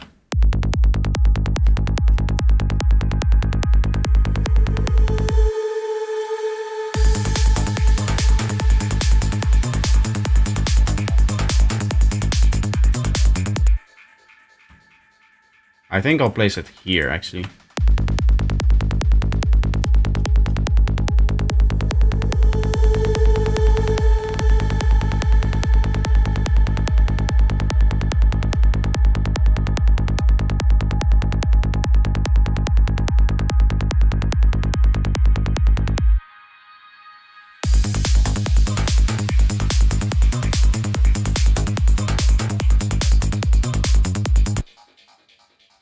I'm not sure I'm a fan of this sound already coming in.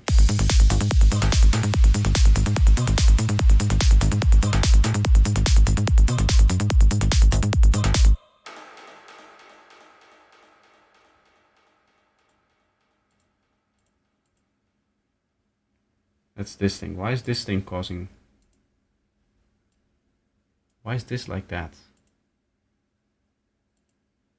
This delay can then just go, I guess.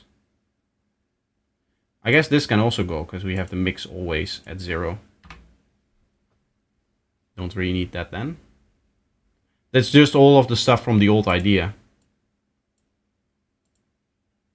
This as well. The reverb.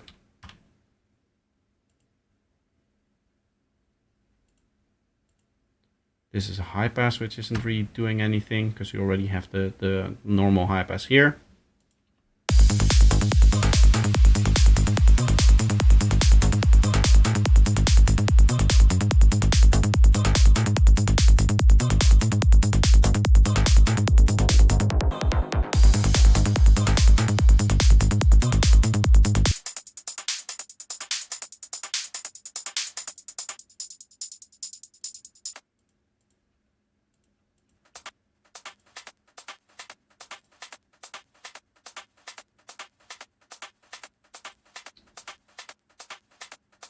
There's like one snap of this thing that I don't like.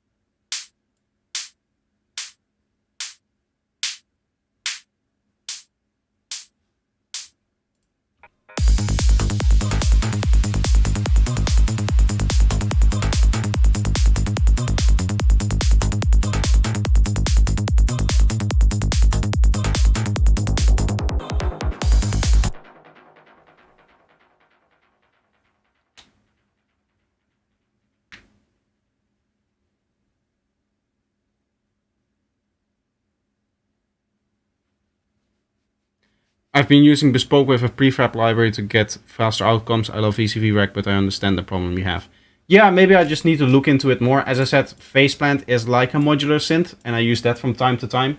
But again, with the workflow, when it comes to stuff like Serum, the speed that I have inside of Serum isn't really matched with any other synth. So 99% of the time, if I have an idea, it's just as easy for me to do it in Serum than anything else. If I have a specific idea that I know that I cannot achieve in Serum, like a specific FM setup or something like that, that I need maybe like 4 or 5 oscillators for, then of course you have to go with something else, and that is where Faceplant comes in. But other than that, I don't often use it. I can indeed get better vocals than the one that we have over here. I do agree that this vocal is a bit wonky right now.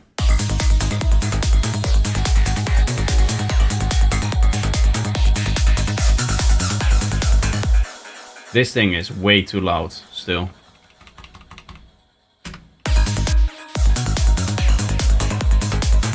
I'm also not sure I'm a fan of the sound, listening back to it now. I like the idea, but I'm not getting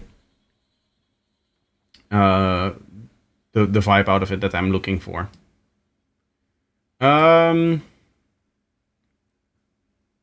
Yeah, we should probably see if I can find a proper vocal. Normally I would go on YouTube right now, or other places that I find my vocals.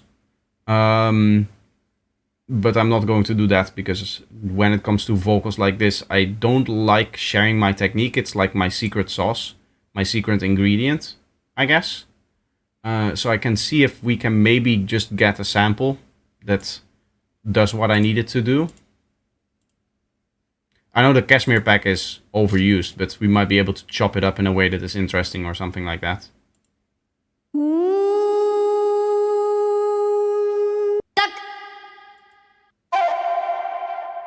That's a flute, not a vocal.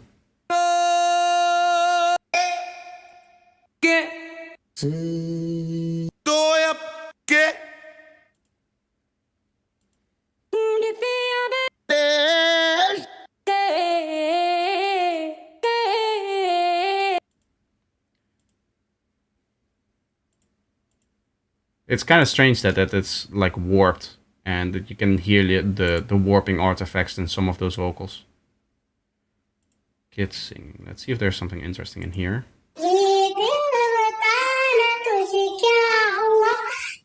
The hell is that kind of processing?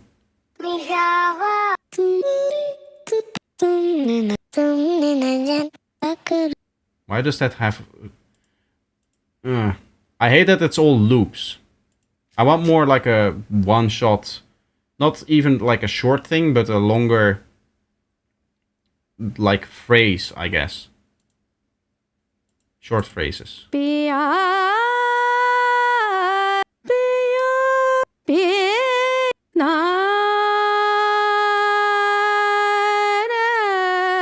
La la la la.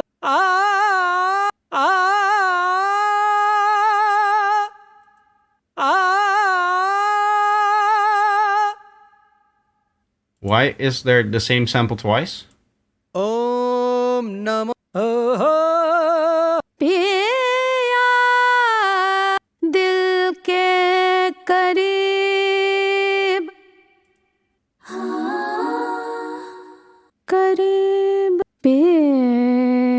They're all...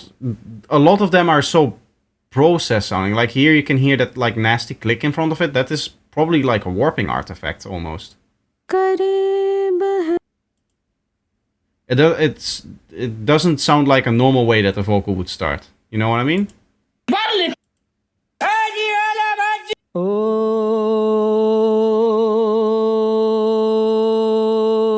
Jaldi.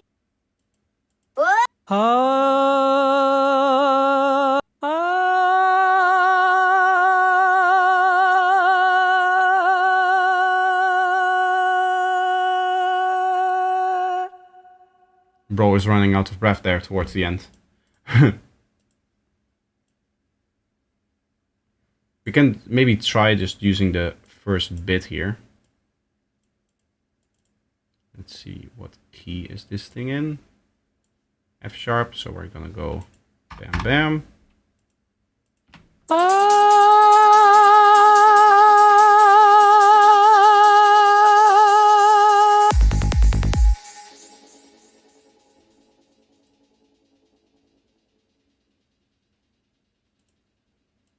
Can I edit the Oh, here, yeah.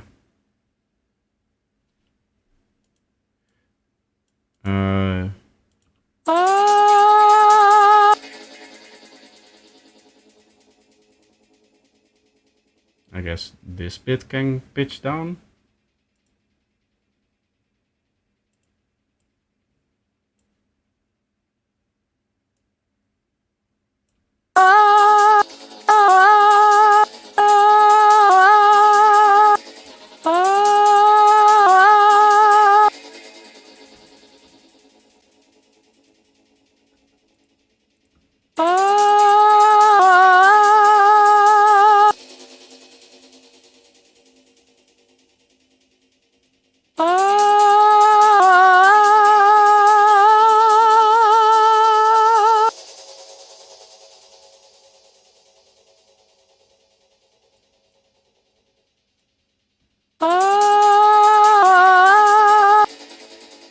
This click is still very nasty.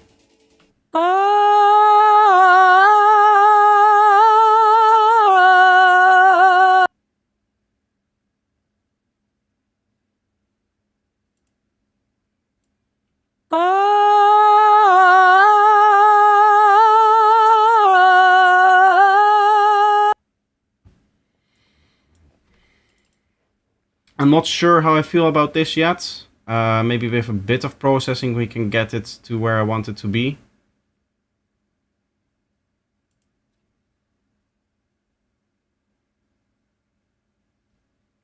Bit of form and shift on there towards the end, maybe.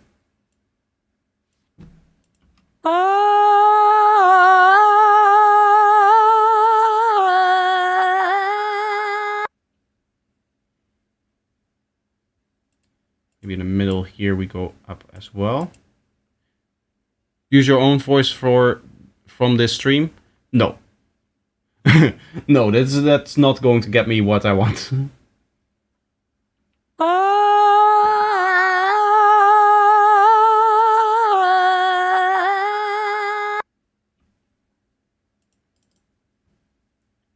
Okay, we drown this in reverb so that all of the imperfections get masked.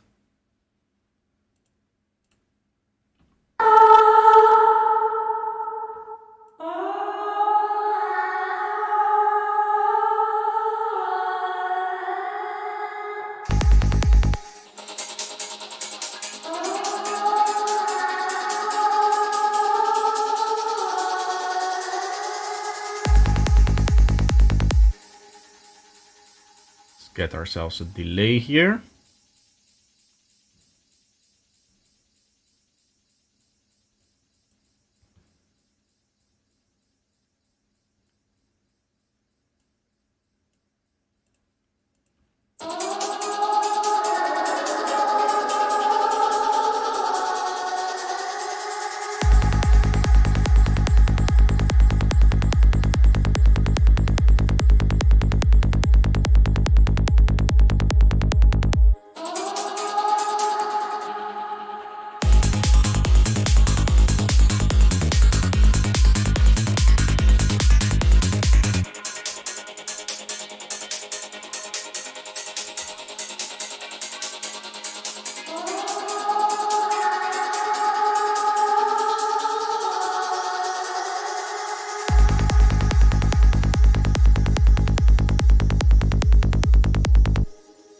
Maybe a little bit of like transgate, but every once in a while could be nice.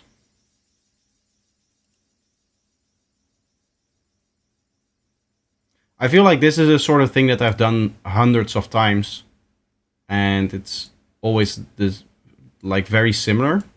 So I need to find ways to actually change it up. Transgate needs to be before the transformer, otherwise we get strange issues.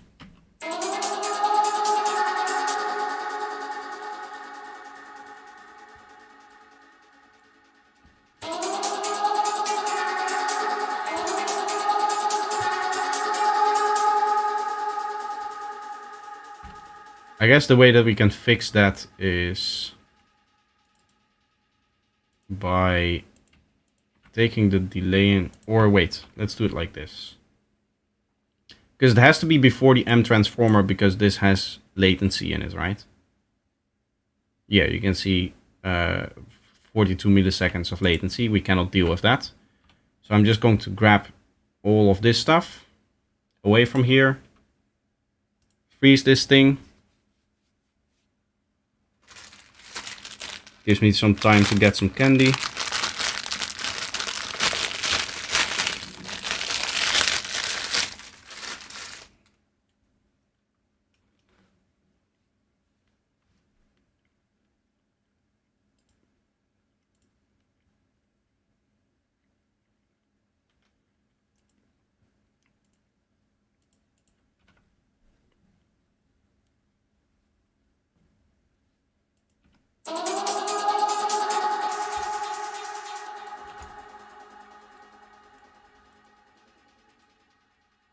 I don't know why it's messing up the sound so much here.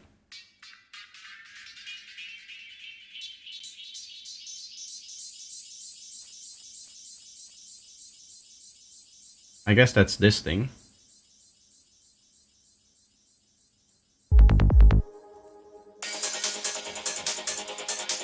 The freezing messes with my kick filters for some reason as well.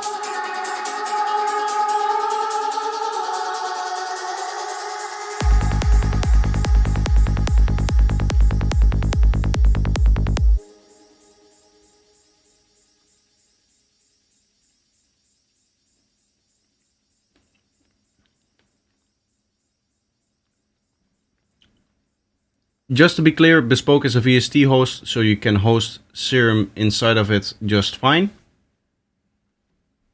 Okay, but again, it's another step to a workflow that I don't really need, right? In the sense that I can host Serum in here just fine as well. There is a lot of Omnisphere in here, but you get the point. There's a Serum in here that I can just use whenever I wanted to, and that is, for me, the quickest way to get a sound in the DAW. That is all that matters to me. Because at the end of the day, what writing music is all about is quickly getting ideas into the DAW. Especially with psytrance being such a complex style of music, you don't really want any hindrance. Like, I don't want to load up a host so that I can load up the plugin that I was going to use. At that point, I just load up the plugin that I was going to use.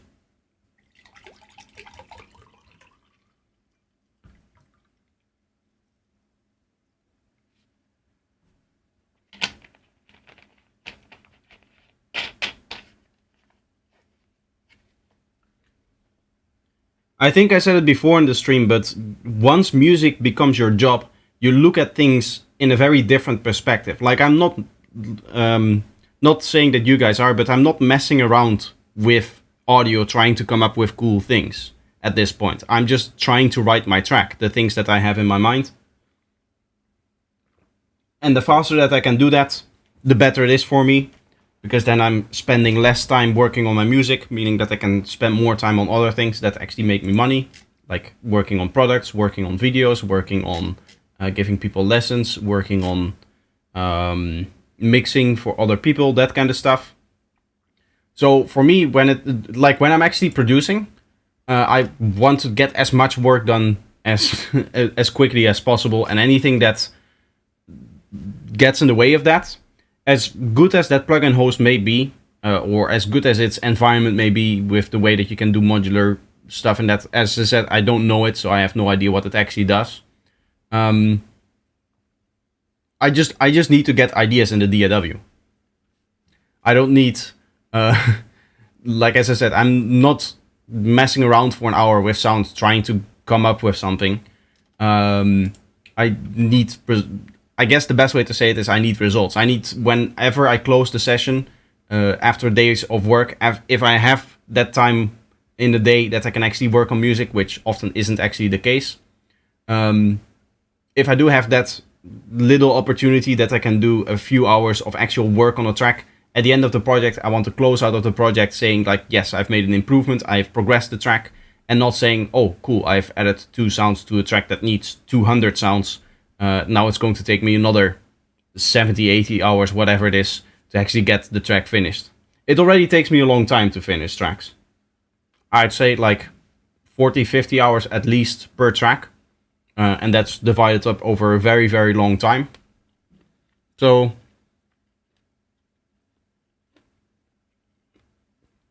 it's for me, it's more beneficial that something works fast, not that something gives me a lot of possibilities, or that something is like a very nice modular environment. Because as I said before, those things don't tend to work very quickly.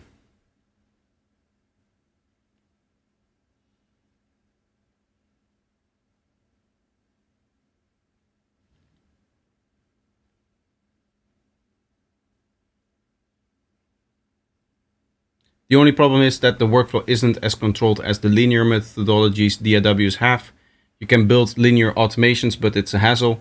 It's more meditative and open to accidents. Yeah, as I said, that's not what I'm looking for. I'm no longer in the position where I can just mess around with stuff. Like my time at this point when it comes to production, with all of the other things that I do outside of like actually writing music, taking up so much time of my life, all of the time that I have to actually spend on writing music. Like even this is not technically what I would consider a studio session, because I'm streaming, right? I'm trying to be entertaining. I'm trying to have conversations with you guys. I'm trying to maybe explain some things to you guys. That is not really the kind of studio session that I would normally have. And in a normal studio session, I just want to go bam, bam, bam from idea to idea. And I don't want to wait around for accidents to happen. Sometimes they do happen, and sometimes whatever I was trying to accomplish doesn't work. Like, for example, some of the one-shots that we saw before, some of the sequences that I deleted before. But most of the time, I have something in my head, and then I just want to get it in the DAW. That's it. Another thing that I do is that I don't do a lot of my learning inside of actual productions. Of course, you always learn something, but when I'm actively trying to learn something, it's never in a production. It's always in like a session, which is like an empty project where I can just mess around. That is where, for me, the accidents happen, but that is not when I'm writing music. I separate out, I guess, the processes.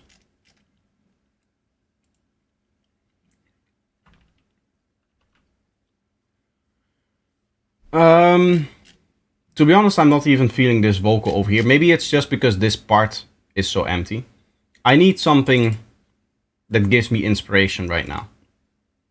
So that's usually when I head over to Omnisphere and just start browsing presets. This is, I guess, the part where my accidents happen, because when it comes to these accidents, I just click a category and then we'll just see what we're going to get here. I've already used that very recently.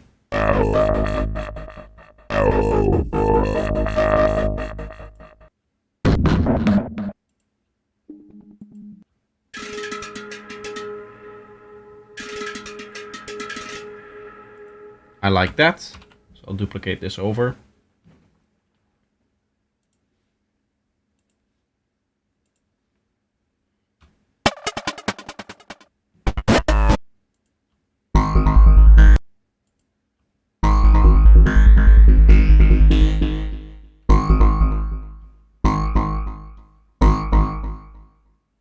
I like that. Let's remove its delay.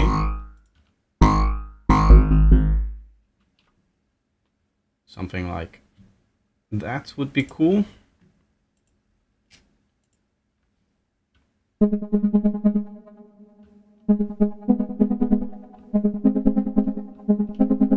I was hoping that that would move up, maybe.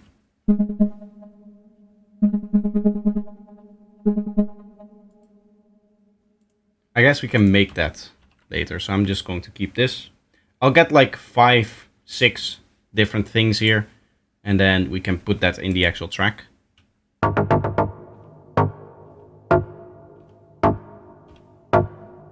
This has an ARP on it, but if I turn it off, yeah, then it's just a plug, which is exactly what I'm after here.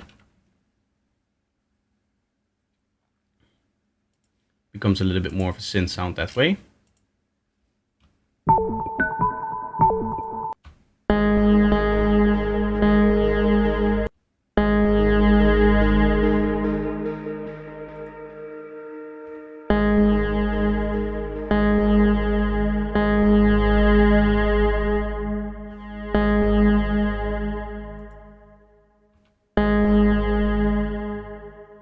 Why did it have such a strange attack there?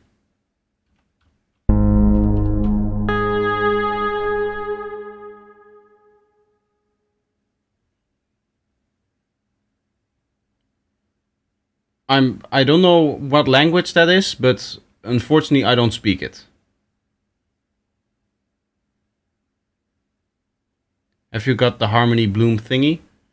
I don't know what that means. No, I have no idea. I like this though. Bit of stereo wave on that should do the trick. We'll get maybe like one more. And I hope that I can just write some one-shots with this. That is what I'm looking for.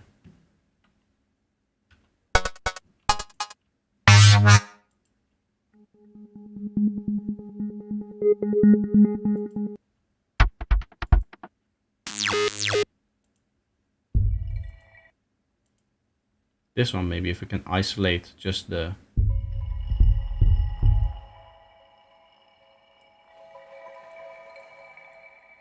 Yes, that's nice. I like that.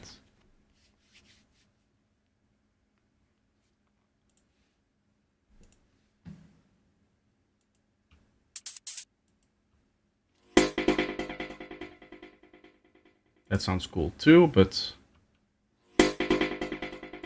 it needs more feedback.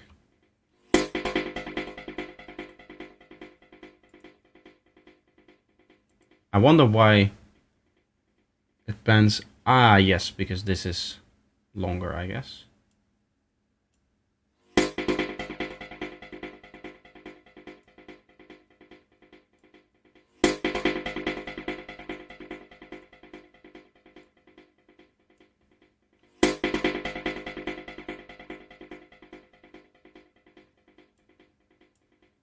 I guess like this.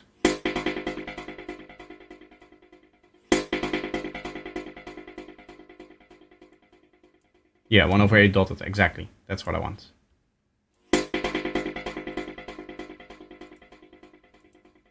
Cool.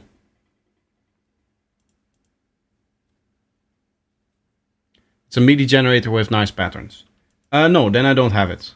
I do have some MIDI generation tools, but usually, again, when it comes to ideas, I have a pretty good idea of what I want to do in terms of like the rhythm that I'm looking for.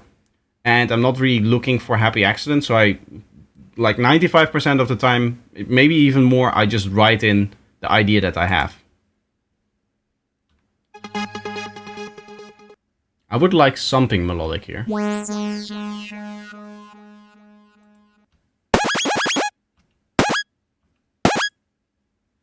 I wonder what it means if it's like this. Yellow.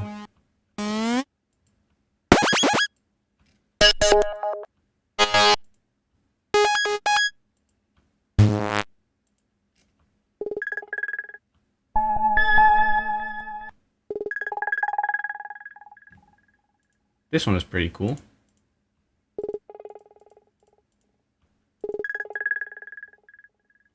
I was like, where's the delay coming from? But it's over here.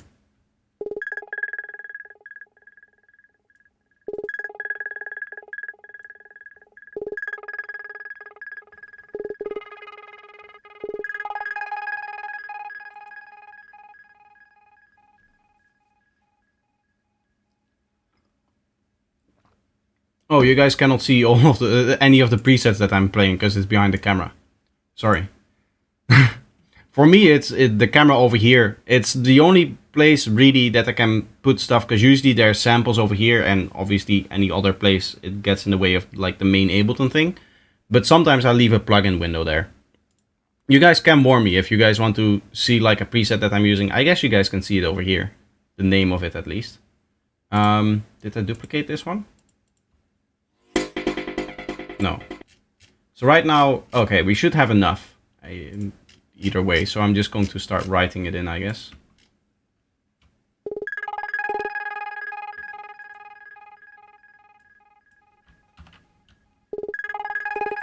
We'll start by just making the MIDI clips.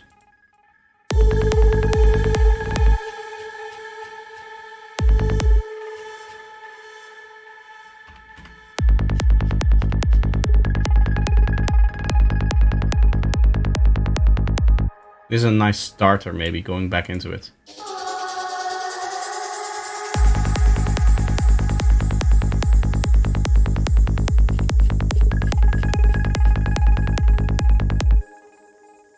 Not really a fan of what this sound is doing now in terms of the delay kind of continuing in there. So what I might do is just leave it like this.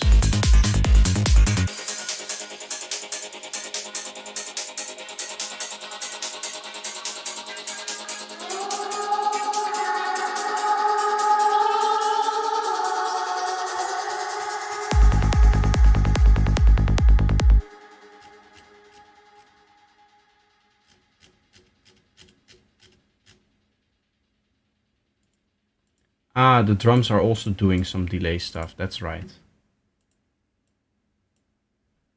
Let's get this out. I don't want that. I was doing weird stuff, yeah, here with the spectral resonator and the pitch shifter. All of that is gonna go.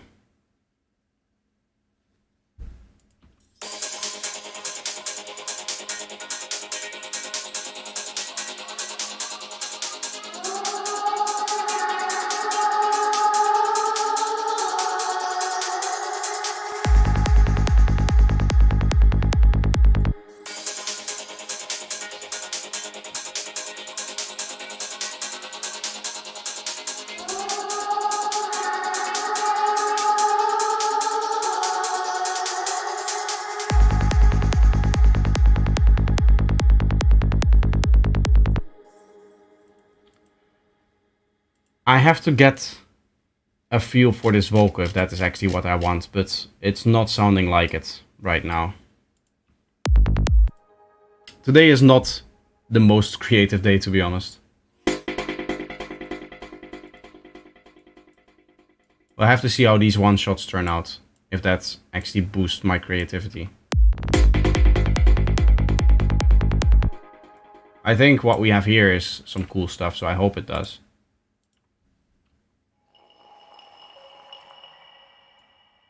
This is cool stuff to make it like long and in the middle here.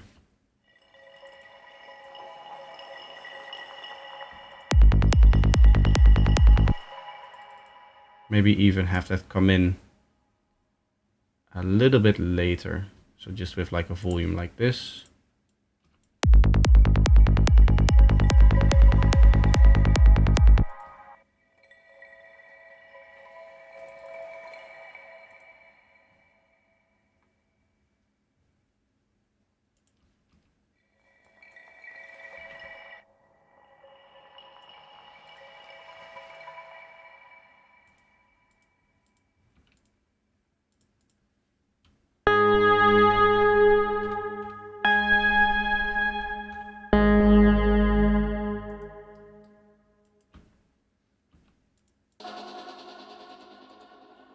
I wanted some stereo wave on this one.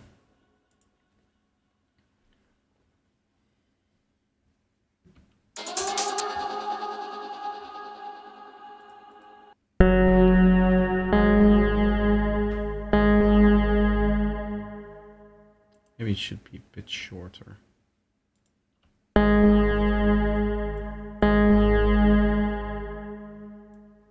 Oh, why is this in beats?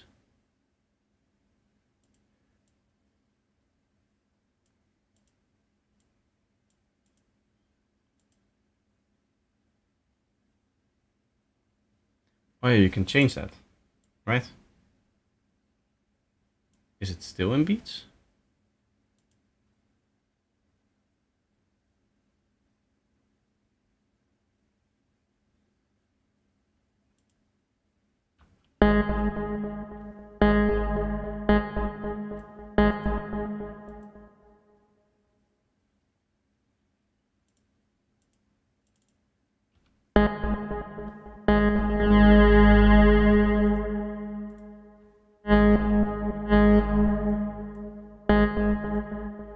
I guess it's in beats now for some reason.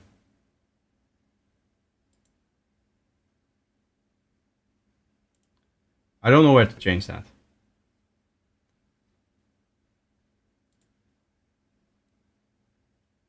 That thing was going wild for some reason. Okay.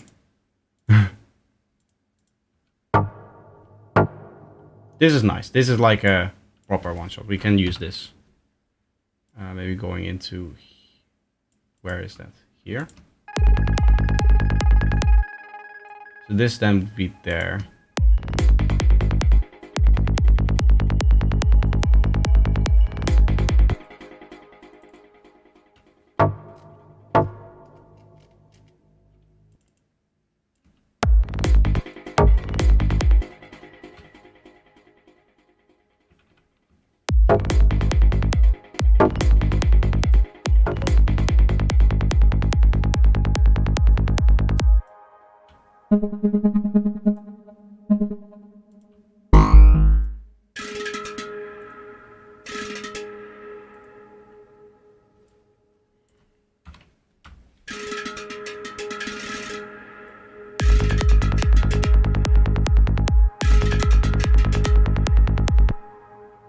I like that.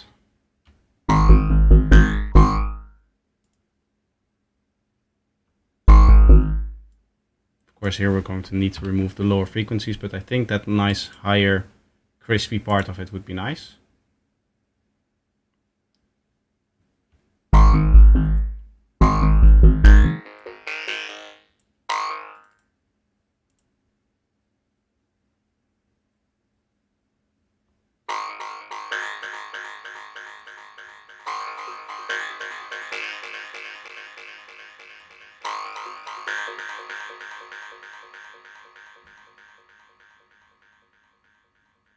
I hope you know you're actually good at the streaming while producing thing.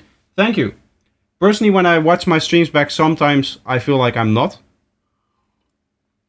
It's just the talking part though. Like I'm able to explain myself. It just takes me longer than I would want to, right? Like when I'm talking, it doesn't feel, it feels a little bit forced. And that is because I just need a lot of time to think about how I'm going to say certain things. And that is, I guess, due to the fact that, as I said, English is technically my third language. Right, you can hear it over here. Like I'm stumbling, I'm not concise to the point. And that is just something that I guess also is going to come through time. Like if I do this for another couple of years and I stream consistently for like once or twice a week, at some point it's just going to naturally flow. It's the same as with the videos. If you look at my first video, which is actually very interesting to do. If you look at some of my oldest content, it is actually like very, very terrible how bad I am at just speaking into a camera. But after 4 years of doing that, I actually know how to do that. Hello everybody, welcome to a new video. And today I want to show you a bass processing chain that I'm working on, a new project. I was live streaming today, and if you want to catch my streams, there's a link in the description. But apparently I've been live streaming for a lot longer than I thought. I do remember streaming on Twitch. I didn't remember that this video actually included a shout out for that. I used to stream on Twitch back in the day. I no longer do that because I have everything on YouTube. But you can hear the difference in just the way that I speak. If you now go look at my most recent videos, you'll see that at least for the video part, I am pretty comfortable with what I can get across to you guys in like an edited format and the way that I'm speaking. But when it comes to still live stuff, I sometimes just stumble, and usually in the video you just cut that out. That's no issue. You re-record that and stuff like that. But in a live stream, you cannot redo a part of your live stream. So that is another step above that. And at some point I will get comfortable enough and I will just get the habit of it enough that it will just actually work out. This is a cool one. I would like to maybe hear what it does if we do octaves.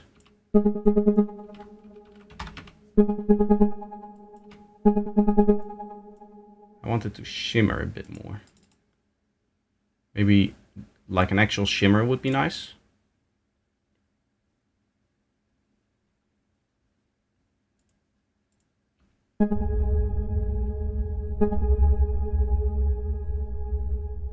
Why is this?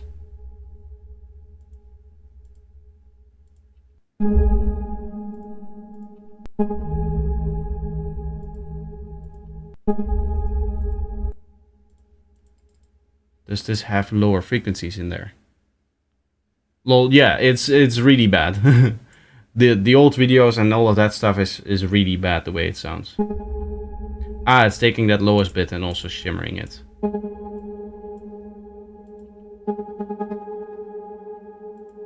I really want that octave to come out. Plus 12.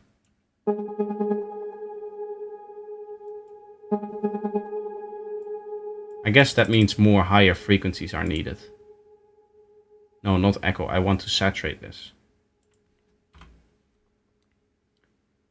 Maybe I should use the overdrive for that, because you have a little bit more control over the frequency space that it's like saturates, I guess.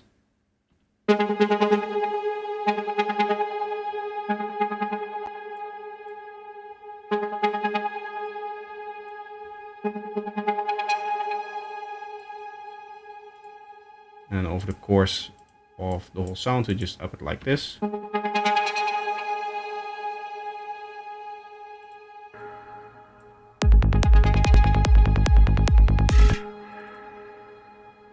That's getting there.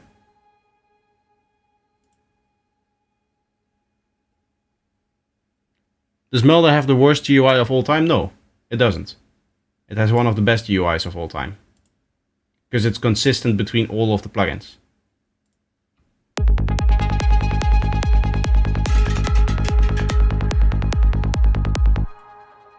Once again, that has to do with the speed of production.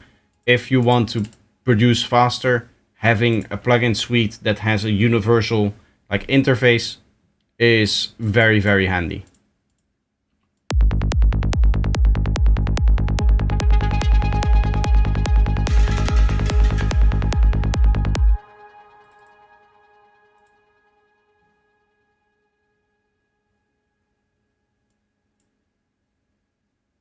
Want a bit of filtering on there.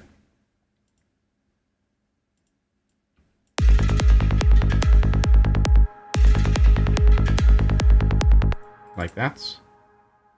And then we'll start with no delay and then have the delay come in. Just gonna go for a clean delay on this one because I want that click of it to continue, I guess. Like slowly, like this maybe.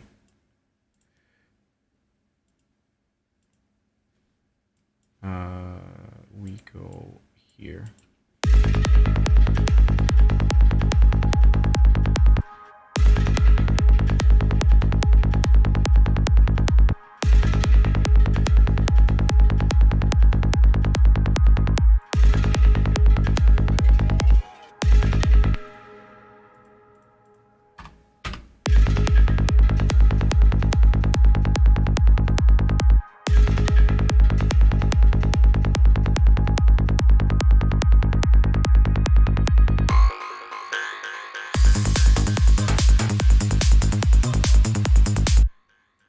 That's way too big of an energy jump right now. That is something that we're going to work on.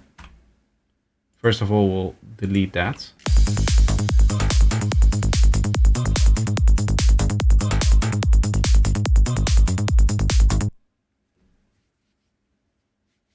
Hello, Projector in chat. Welcome to the stream. Unfortunately, I cannot read your name because of the language. But welcome to the stream anyway. It has been 2 hours. It's almost time for another break. I can feel a pee break coming up right now. Didn't do that in the last break, even though I should have done that.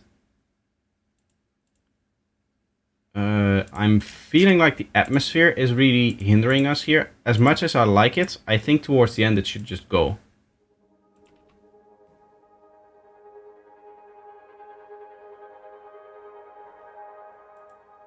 Okay, maybe I want a little bit more distortion out of it.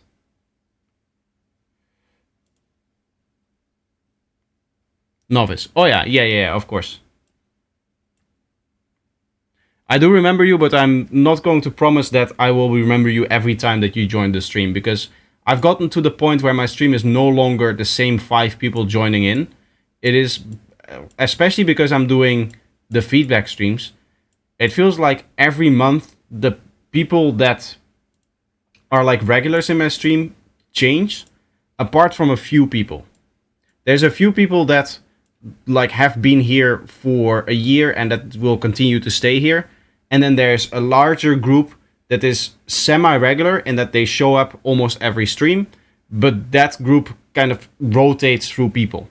And from those people, I don't remember, especially if I have to remember a Discord name with a chat name that is different, then I won't be able to remember that. The GUI may be consistent, but it needs improvement. It would sell way more if it did, I'm sure. What's wrong with it? I like it a lot. I like this stuff. It is not terribly like overly saturated or anything like that. It's not overly strange looking. I mean, it just looks modern. It has the same knobs everywhere. It has the same controls everywhere. It's, to be honest, for me, it's exactly the way that I would want a GUI to be. At the end of the day, I'm not looking for aesthetics. I'm looking for functionality. Right? Like, if I go into Echo Boy, for example, here, there's a few things that I would probably change. Like, I would have this text a lot brighter. This text over here as well. This text over here. I don't really care that it looks nice with the screws in here and that it has the wood on the edges and all of that stuff. To be honest, I would maybe even constrict the plugin window to just this. And of course, you want to keep the branding. I get that. But I would maybe even remove like the wooden box around it. Because at the end of the day, that doesn't matter. What matters is, again, at least for me, that you get your idea that you have into the track quickly. And that is what the GUI should enable you to do. It doesn't have to look good. It should be functional, I guess. At least that is for me. But everybody has a different opinion on that. That is okay. If an interface doesn't inspire you to get creative, then of course you're going to have issues with that. And that is something that you want to maybe look out for. But for me, that isn't a personal hindrance, because for one, I know that the tool is amazing whenever I'm using a Melda plugin. It's one of the most it is the most in-depth that you can get with any plugin, by far, I would say. Like, there's no reverb plugin that does what M Turbo Reverb does. The amount of different options that you have, the amount of customability that you have. I never go in here, by the way, in the actual deep layers, deep into the reverb. Like here, you can edit individual early reflections if you want. You can write your late reflections algorithm if you want. You have different EQs and all of that stuff. I never really use that. But even in this space over here, you have so many options. You have all of your presets here. You have all of the different things in here. And to me, it's exactly as separated as I want it to be. Right? I just go in here. I choose which kind of character I'm looking for. I choose maybe the sub character from time to time. I audition a few of them. And then I just have the few different parameters that I may want to change exactly where I want them to be. And every individual reverb, I have 100 different reverb plugins built into one, always with the same controls. Like if I want to change the dry wet, I'm always looking here. And that is the thing that I actually value in an interface. It's not the way that it's like colored or the way that the knobs look. That stuff doesn't bother me whatsoever. Well, the GUI needs some colors to separate sections on the edit screen. It's a bit all the same at the moment. But that similarity is, I think, its strong suit in that you kind of intuitively know exactly what something is. Like, I know exactly that this is a knob, right? And I know exactly that these are sliders because they always look the same. It's just, it almost looks like a parameter dump, but I almost prefer that over some kind of crazy interface. What is that? Not even the CLA vocals, but there was like a vocal processor by Waves. Plugins for vocals. Maybe I'll find it in here. There was one particular plugin that I remember from Waves that I've seen once. That was like some kind of vocal effect. Oh yeah, Butch Vig Vocals. Like, look at this. This is the interface. Like, this is not a joke. This is how it opens up. How are you able to identify anything like that? And then secondly, when it comes to Waves, apart from all of the pushy advertisements that they have, every plugin is different. Every interface is different. If you learn one plugin, you have learned exactly one plugin in your massive bundle. If you run a Waves bundle, if you decide to get all of the plugins from Waves. Like, if you get this plugin over here and you learn all of its control sets, and then you move on to the next plugin, it's a completely new learning process. You cannot say like, oh, I know that this is a knob, I know that this is a button because I've already seen them in the other plugin that I've discovered. That is the case with Melda. I can open up any Melda plugin and I'm immediately able to identify all of the controls in it, all of the schemes in it, how it works. You know, because it's always looking the same. And there's like separation in there. Yeah, you could argue maybe it needs a little bit more color separation between one or the other. But at the end of the day, it's the interface that is just presenting you the controls in a way that doesn't change from interface to interface. So you want everything to also be uniform in that way. Lol, Butch Vig loves the steampunk look. Yeah, I wouldn't be able to work with that kind of plugin. I don't care how good it sounds. That's the kind of plugin that I would just never work with because it's, again, not really... it's a hard thing to explain, my workflow. It's a... What I'm looking for in a plugin or any tool when it comes to music, as I said, I think I said it before, is just speed. And one of the things that I've learned having Melda plugins as my daily driver is that it's not so much the speed of daily use, but the speed of learning new things in the plugin that really improves with this kind of uniform, flat interface. And yes, some people may say it like, this is too flat, this is not separated enough. But you always know, like, anytime that there's a section, the title is going to be on the top left, the dialogue or the manual is going to be on the top right. And that is true for everything. You have like bypass over here, right next to the manual. You'll always be able to find that. And that is one of the things that you're gaining from having an interface that is uniform.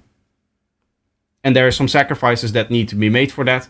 And one of those is that, yes, the interface is going to look a little bit flat. It's not going to look as playful, but it's more functional than aesthetically pleasing. And I guess that is just what I value in plugins.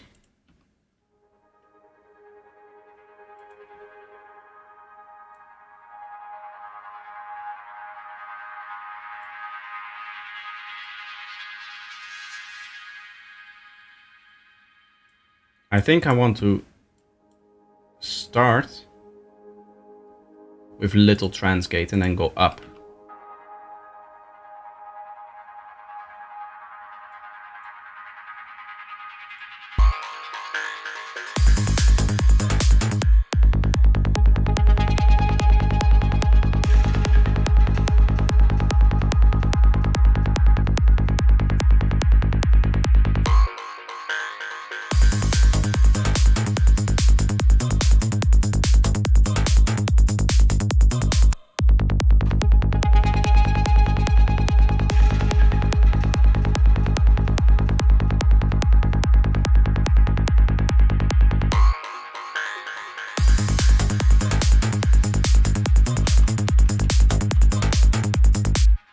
I like this sound, but I want it to like slide in there, as opposed to it just being a pluck, which we can do by going to, this is 118 audio,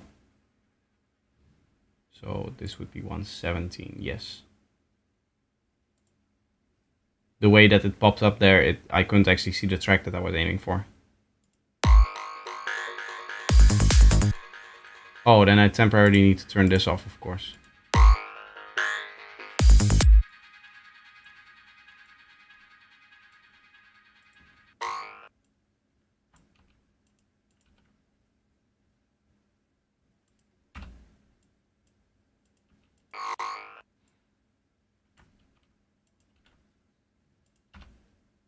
like so and so that it fades in.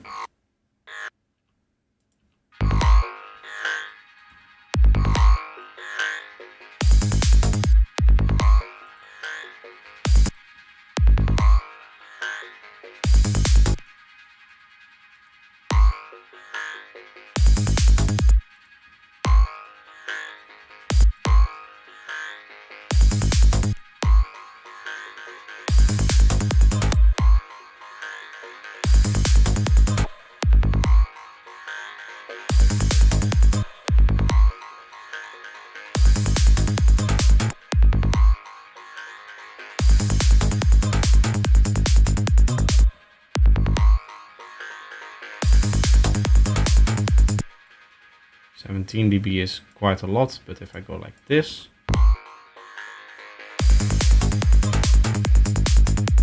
yeah, now we get the kind of gritty sound out of that. That is what I wanted.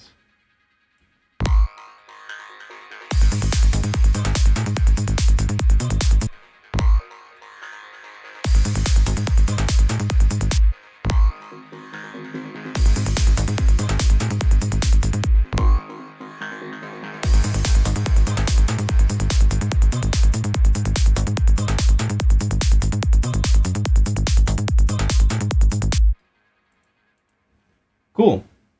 I think like we're getting somewhere.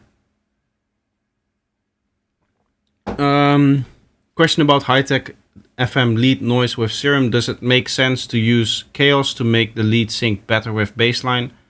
I hope I make sense here. Well, chaos naturally makes it so that it's less synchronized with the bassline because chaos oscillators are random. So then your bassline would also need to be random, and even in that case, it's not going to use the same chaos oscillator. So that doesn't really make sense, no. What does make sense is to use the chaos oscillator in high-tech because high-tech uses a lot of that randomness for its sound design. If that makes sense. You don't have to synchronize the lead better with the bassline because that is not the essence of the genre. The essence of the genre is that you have like a groove going on down below, which is the kick and the bass, and then there is the top drums on top of that as well. And then in between there with the synths in the mid-range is where all of the chaos is happening. But if you listen to a high-tech track, there's a lot of chaotic sound design jumping from one sound to another. There's a lot of strong, quick modulations that aren't really like a rhythm or a pattern or something like that. Stuff just kind of happens in between. Do you use Do you use headphones to monitor sub bass? Not really, no. When it comes to bass, over 12 years of production, I've learned that I don't necessarily need to hear it the clearest possible to exactly hear what I'm doing. With the use of analyzers and just the experience that I have, I guess I can get away with not having a sub bass anymore, like a dedicated sub like I used to have with my speakers. No, that dedicated sub isn't compatible with the monitors that I have now. Otherwise, of course, I would still be using that one. It's like specific to the set of speakers that I used to have. At some point, I am going to get a sub again, especially when I'm in the new place. Everything monitor-wise and acoustics-wise and all of that stuff, I have put that on hold. A, because I need to save up money, and B, because I'm leaving this apartment again. So in a few months, I'll be gone here, and it doesn't really make sense for me to make any changes to my setup right now in terms of acoustics, in terms of like as I said, the sub bass before, even the monitors. At the end of the day, I wanted to have them, but purchasing them the time that I did, as opposed to in September, when I'm moving to the new place where I actually have a room that I can make a nice like symmetrical studio so that I can put my desk in the right spot and all of that, the stuff that you actually need to do to get some good acoustics. All of that's like it doesn't really make a lot of sense for me to make changes now. I'm going to pause all of that up until September, and then I'm going to look at everything that I can do within the budget that I will have at that point, and then I'll have to see. So you just draw a piano roll on the same key as the bass line. That sounds good.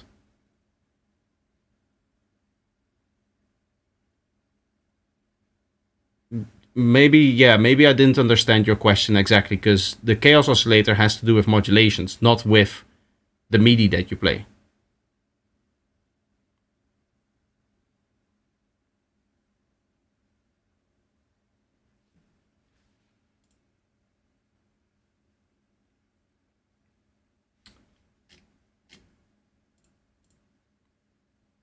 It has to do with the MIDI is the notes that you're playing, but the chaos oscillator inside of Serum, that has nothing really to do with the MIDI that you play. It has to do with the modulations that lay on top. I'm assuming that you're referring to this thing, right, with chaos. If I go into the Serum, inside of Serum here,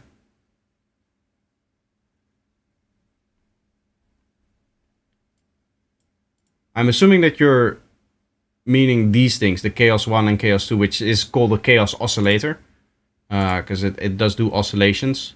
But this is a modulation source. You access that over here. This has nothing to do with the MIDI.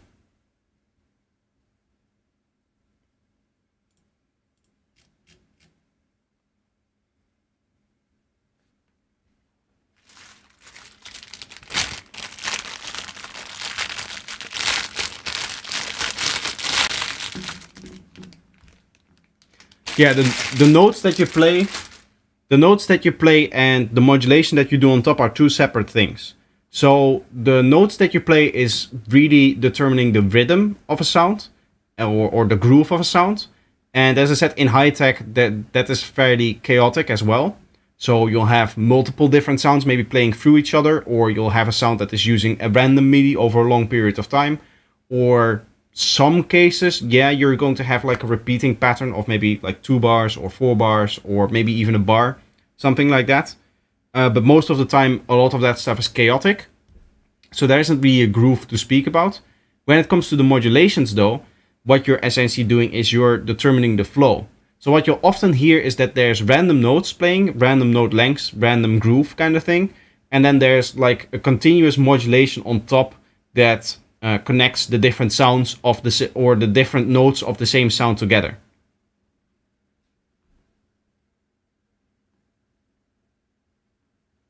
Does Ableton have new Chaos MIDI function? I heard Ableton got a lot of new MIDI functions. I'm probably the worst person to ask that, because I'm still on Ableton 11 and I'm not going to upgrade, so I haven't looked into it a bit. To be honest, I don't care. Again, with the workflow that I have, not having this menu over here in Ableton 12 because they discontinued it is going to set me back so much that I'm not even looking at upgrading to Ableton 12 at this point.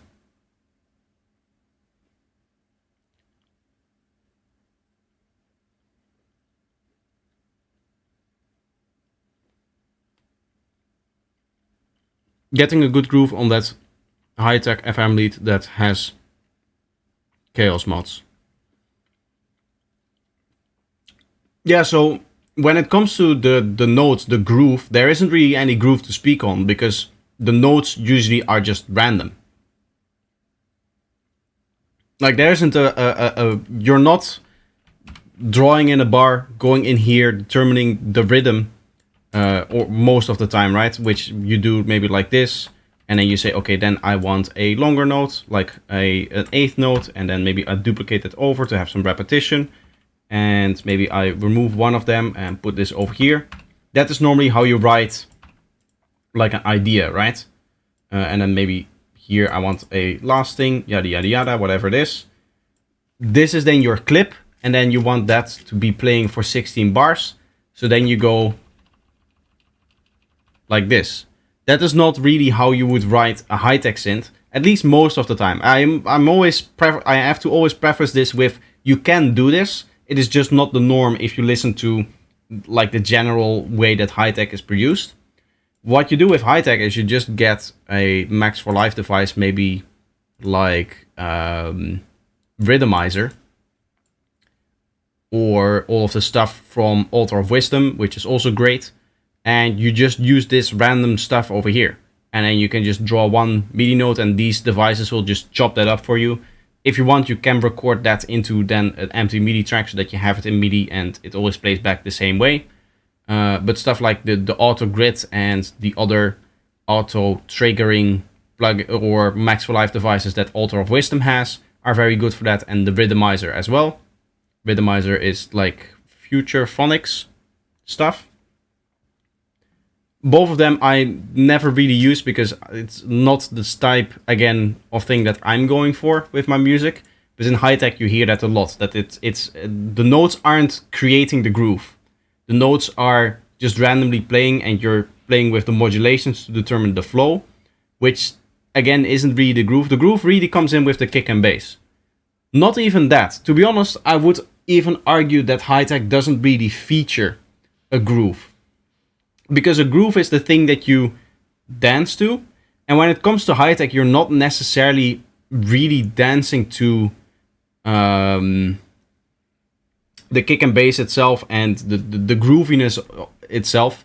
Because it has that continuous kick and bass feel. Right? Where the kick and bass, it's playing so fast and it's playing so short notes and it's playing all together that it just sounds like one unit of kick and bass. As opposed to a kick that you dance to and then the bass that fills up the space in between.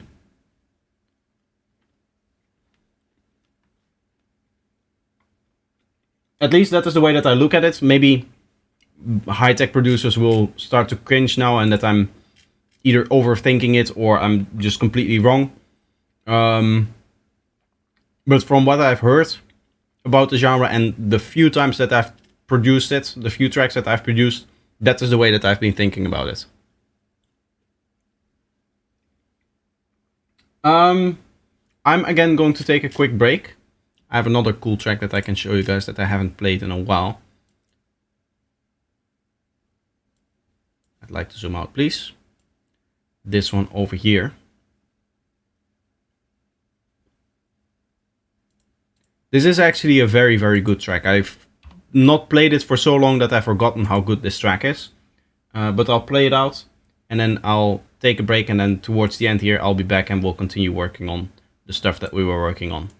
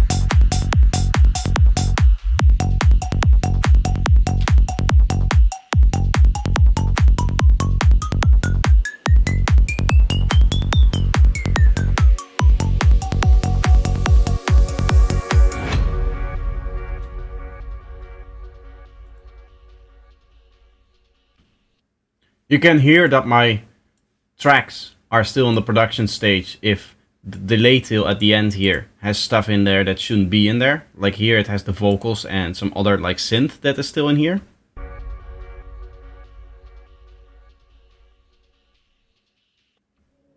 That stuff is gonna be gone by the end that this by the time that this production is finished. But at this point I haven't gotten to that yet, right? I haven't cleaned it up yet because I'm still working on the idea. That is true for a lot of the productions. Apart from, I guess, the last track that I played in the break before. That one is pretty much finished. But most of my productions that I'm working on for the album right now are still like in that stage where it's like almost a finished production. And that I then can carry it over into mixing and start working on, or that I then first can get to all of those details, turn off all of the run out delay and that kind of stuff. Running out delay, is that the right way to say it? The delays that carry on for much longer than they should. All of that gets taken care of at some point, but that is like at the end of the production stage. And then I go into mixing in Reaper and then mastering and that kind of stuff. Thanks for the input. You're welcome. I hope that helps. I like that. Cool. It is almost finished though. There's I think maybe one section is going to change in terms of the idea that is in there, in terms of the musical like leads and stuff that are on top there. But other than that, the like main idea is there. I'm not going to change any of that. I want to take a few atmospheres that I have and put them in here so that we have something that goes along with the main one-shots that we have. So I'm just gonna go and do this very crudely, like so. Bam. And then we'll move them around and whatnot. Maybe this even works.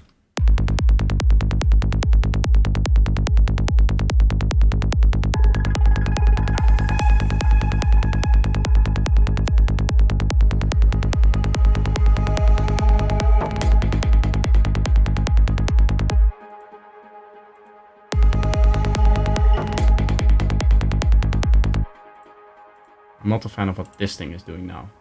This needs more power still.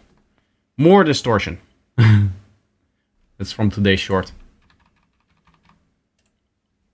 The last few days the shorts have been doing better. I'm finally starting to get out of the dip that I put myself in by running that advertisement. I don't know if I spoke about this, but I basically paid $50 to kill my channel at the end of April. I ran an advertisement for the Vital Pack, and I should have done that on the Also Projector channel. That is what I'll do from now on, because I don't really care about the statistics on that channel.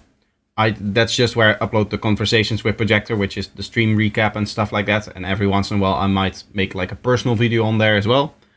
But I don't really care about the numbers that channel is doing. That's just my passion project. On the Projector channel though, of course, I need proper, I need to think about what my channel is doing in terms of numbers, because that is directly tied to the products that I sell and the income that I have. So if I have a bad month in terms of views, I have a bad month in terms of income, which is just how it works on YouTube, right? If you're living off a YouTube channel, then that YouTube channel has to perform for you to get a certain amount of money, which you need to pay your bills and whatnot.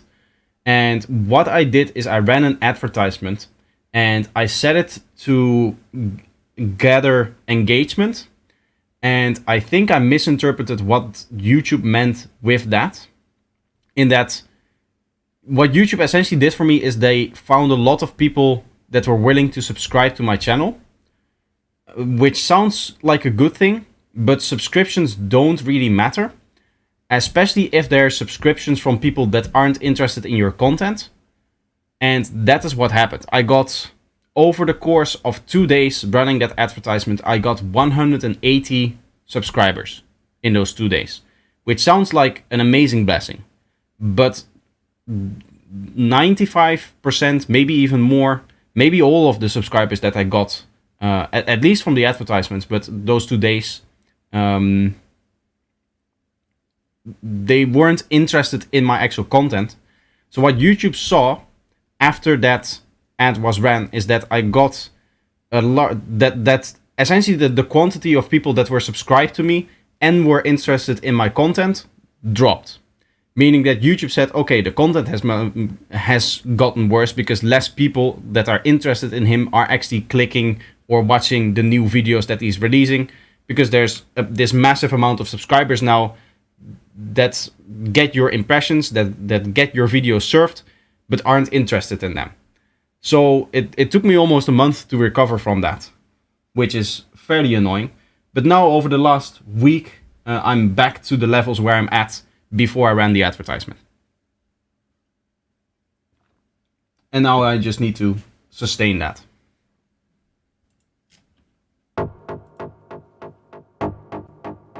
I want this to be a little bit longer, I think.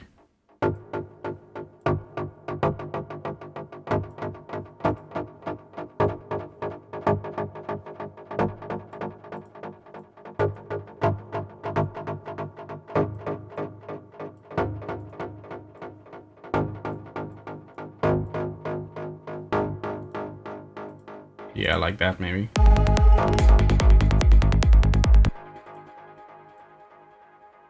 Maybe let's do that here now that we have the atmospheres.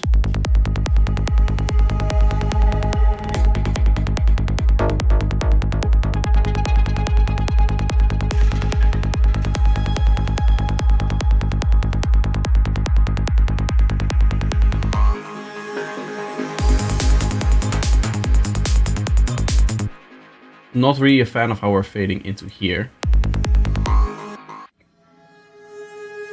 Yeah, this one has got to go. We have some other stuff in here.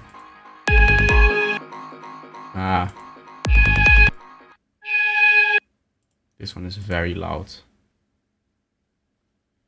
Are they always this loud?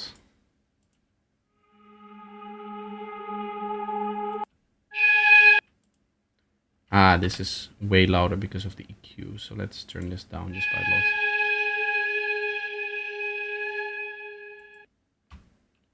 And fade it into.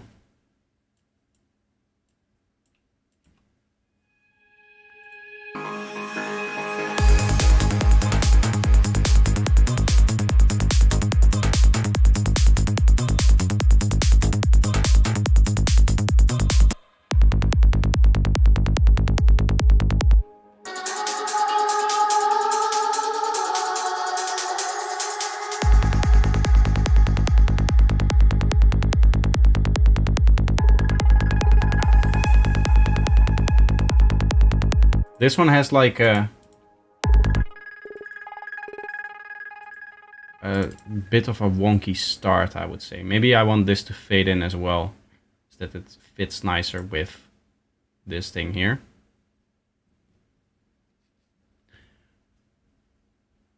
What are you drinking? I'm drinking my famous iced tea.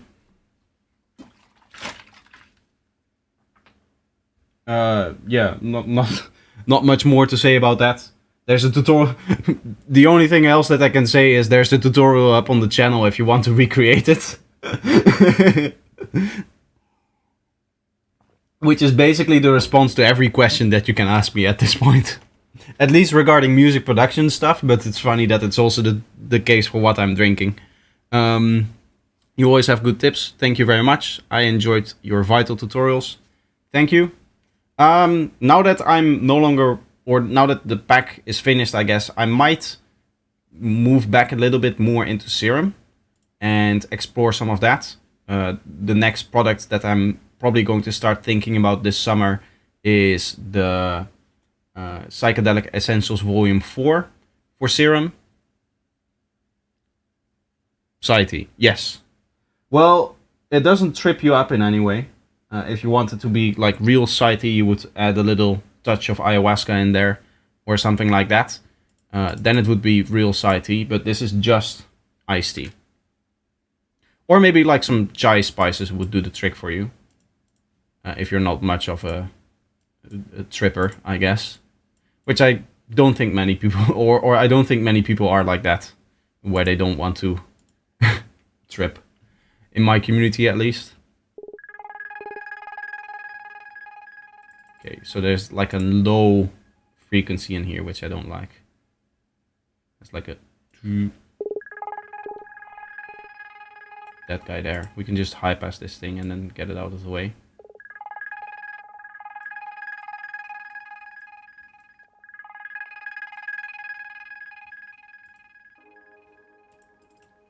Bit of reverb on that. Mushroom tea. Can you do that? Can you turn mushrooms into like a drinkable thing? I assumed that you couldn't like get the active ingredient out of there by just maybe like crushing it up and having it sip through some liquid or something like that. Right? Like that wouldn't work. Maybe if you boil it, but even then, wouldn't you just destroy the thing? Actually, it's very famous here. Oh, so you can do that.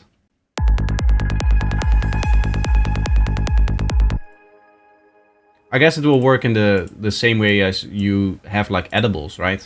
In that you can also cook them in a certain way to get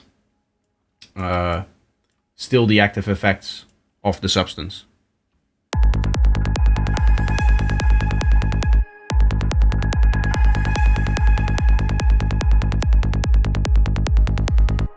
Yeah, now it's a bit more of a detail sound. I like that.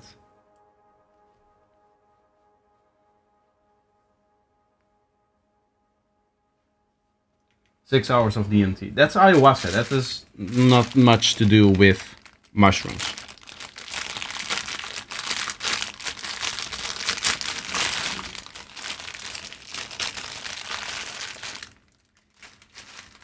I guess you have to boil it at the right temperature, like just like to make DMT out of the ingredients.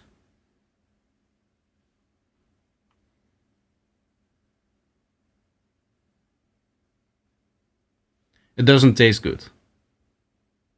Yeah, I imagine anything involving mushrooms, to me at least, doesn't taste good. Even the non-psychedelic ones, I don't like. I'm not a fan of mushrooms, except for truffles. Truffles are amazing. Which is fairly funny, because most people that don't like mushrooms really don't like truffles. But I guess what I don't like about mushrooms isn't so much the taste, it is the texture. Like if I usually when they serve you mushrooms on like a pasta here, they put the mushroom in whole, which I'm not a fan of, because it's just like this spongy kind of thing that is like very big in your mouth. Don't clip that. But I don't like it like that. But truffles, when they serve it, they make it as thin as possible. They slice it as thin as possible. And then even then, either you have like very thin slices, which are okay. But most of the time they take those very thin slices and they just chop it up into very, very small pieces. And then you can kind of like sprinkle it over the pasta, almost in the same way that you sprinkle over Parmigiano if you make like a panna Parmigiano sauce. Or a cacio pepe sauce or whatever it is. You put in... It basically just becomes... I wouldn't say dust, because that's too small, but it's like very small parts of it. In the same way that you would make like chocolate sprinkles that you would put on a dessert. Almost.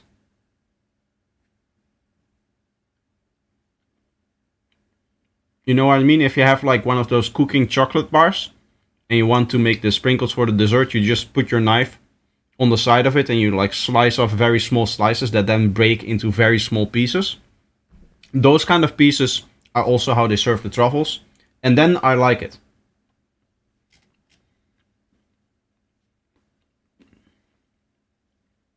I guess also when I'm like eating ravioli or something like that, where the mushrooms are put inside of the ravioli, then they're chopped up into very fine pieces. Still, sometimes I cannot be, I am not a fan of the taste. Like, it's not my favorite thing ever in terms of taste, but I can absolutely tolerate the mushrooms in that way.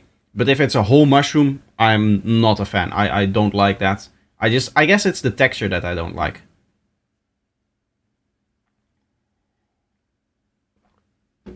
I want a little bit of synth extra stuff in here, mainly because we need to rise into something over here.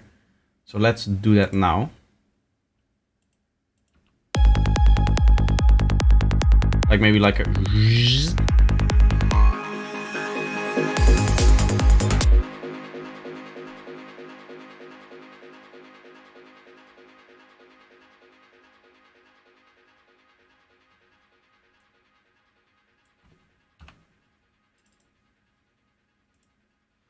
This is kind of funny. You mention psychedelic once and your chat immediately goes... Zzz.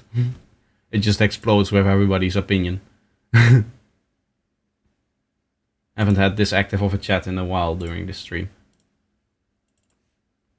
I guess that's just the nature of the Psytrance community, isn't it?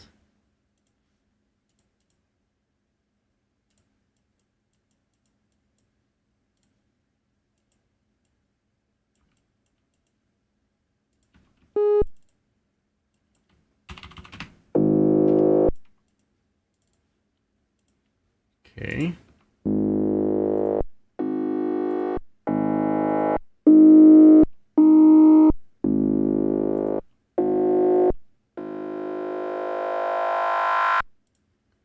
That's a nice texture, I like that. And then we go like this.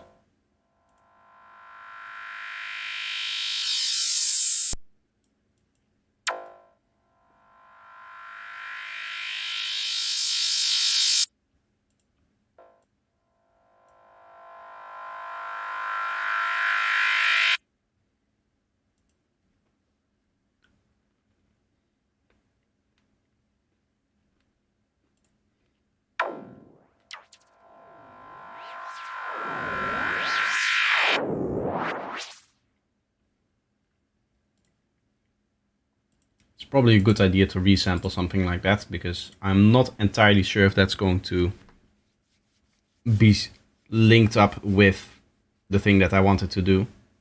This is a really cool preset, this fluid feedback. As you can hear, it has that like waviness to it. So it adds like an extra layer of extra movement to the sound in a very interesting way. And what I want to do is I want to make sure that that final bit that we just heard sits exactly on the part where we go into a new drop. I think I have to extend it a little bit here.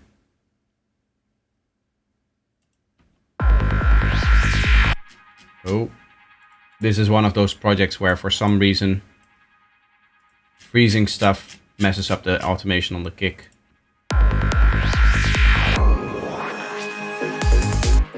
Yeah, you can hear it needs to be maybe even like this.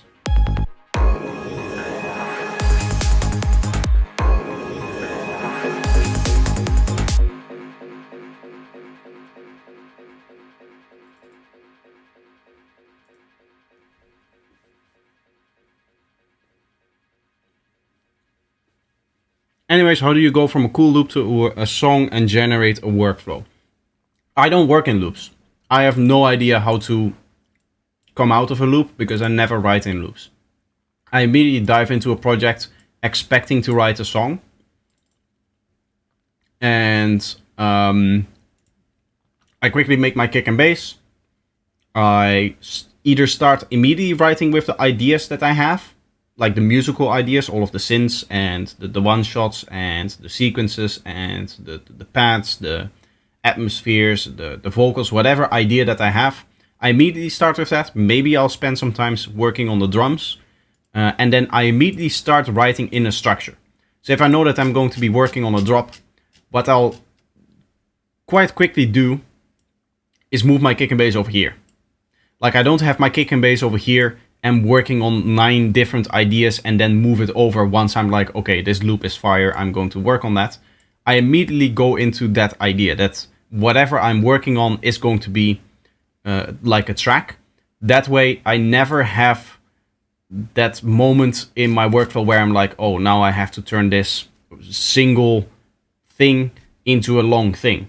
Because at the end of the day, what you can see is that there is no single thing in my track, right? You can see with all of the sequences that every sequence has its own spot and it's almost unique to that spot. Like this thing happens over here, it never happens again. This thing happens over here, never again. This thing happens over here, never again. This thing happens over here, never again. And for most of the other elements, that is true. As you can see, I sometimes do recycle ideas because they tend to fit in multiple places. But 99% of the time, if I have an idea, it just stays in there. So for me to even work in loops doesn't really make sense, because when it comes to the loop, if I make a loop that is this long to write out this idea, then I might just as well write out the idea itself. Right? It doesn't really make sense to write this in a loop, because if the loop is going to be this long to encapsulate this idea, then this is just going to be the idea. I might as well write it as if it's already a track. So I guess to summarize, don't write loops, write tracks.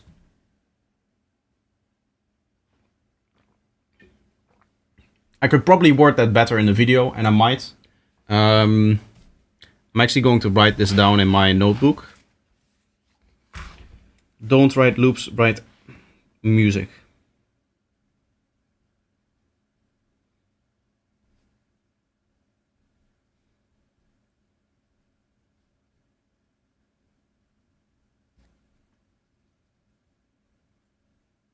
That's actually a very good title.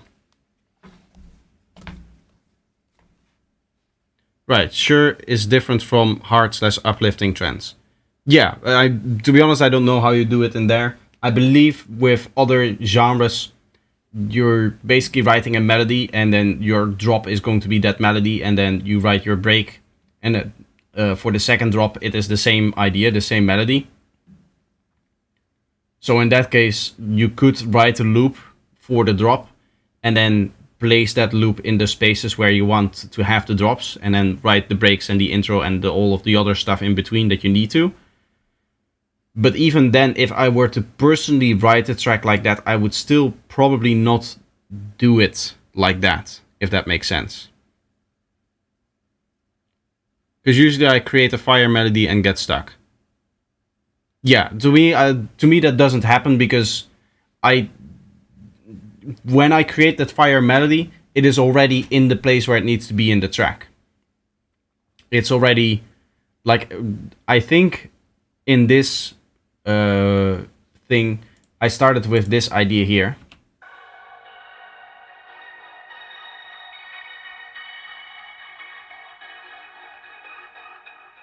Like, I wrote this specifically here. I didn't go in here, wrote it out as a 8 bar or 4 bar or 16 bar loop, right? This is 16 bars.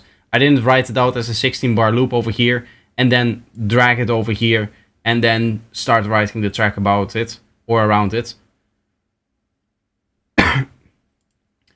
It was written right here. It is the way that you see it was the way that I initially put this idea into the project.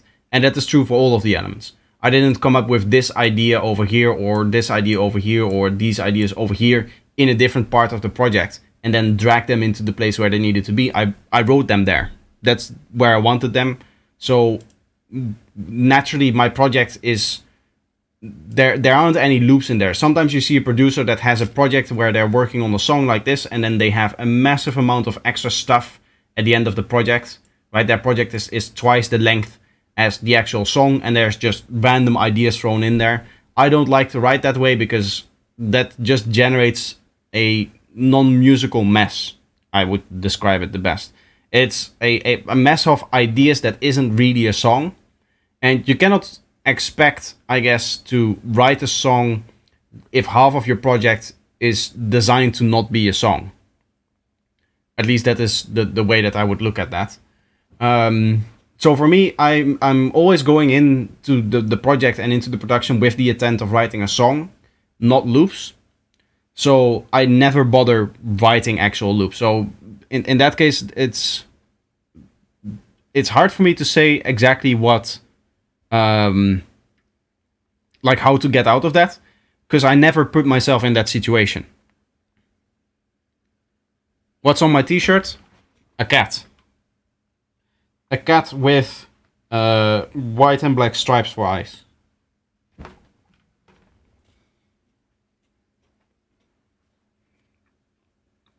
This is just one of those t-shirts that I got from Amazon because I needed a few. Like the print is falling off. If I move a little bit higher, you can see. This is like pink, black combination kind of thing, like this area over here, especially here. That's not by design. This is just the print falling off. But these are the cheap shirts that I needed, so it doesn't really matter.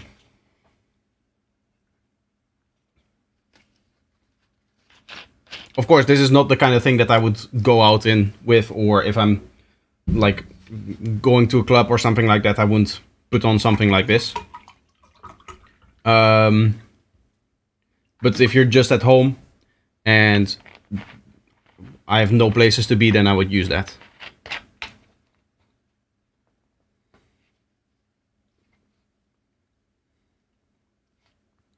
Also, how do you decide on what to add or remove to make a song interesting? Is that by feel? Yes. Yeah, the whole idea has to come from you. Like, you have to, I guess, resonate with the idea that you're writing. So if something doesn't fit in the track from a feeling wise, then I just delete it. That's what I did before in this project, when I said like, okay, this element over here, I'm not really feeling the way that this element is playing right now. So I just deleted part of the element, rewrote a different part into a different idea, and then I got the thing that we have now. There isn't really, I don't think there's really like any theory to that. Isn't really a way for me to easily describe into words how that workflow goes. It is just something that throughout time, if you're producing, you catch up on, okay, this feels good, this doesn't feel good. It's one of those things that you're naturally improving. In the same way that if you're training yourself properly, like I always suggest people do when I talk about mixing, I always suggest that people listen to half an hour of professionally mixed music before they go into anything related to music creation. Especially if you're going into a mixing session, of course. Then I would even suggest doing like an hour worth of it, and then just sitting there, not even maybe actively listening to it, but you can do things on the side while you have a playlist up and running, but just to tune your ears, to get your ears in the right spot before you go into the session. That is what I would do in terms of just preparing for it. If you do that for long enough, you're eventually going to have like an intuitive feel of what the music is going to sound like, or what the music should sound like. And in the same way, you're going to naturally, if you write 100 tracks, you're naturally by the 100th track are going to get a feel for which element fits where in the track and which element doesn't. Just from a writing level, right? Not even leaving the mixing side out of the equation and stuff like that. There's things that you can do wrong, in the sense that over here, for example, we already have a main element and it's already full.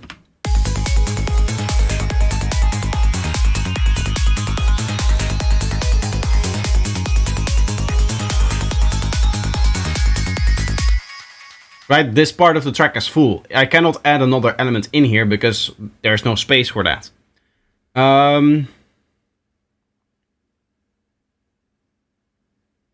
Whack that on the t-shirt. I wrote it as what's that on the t-shirt.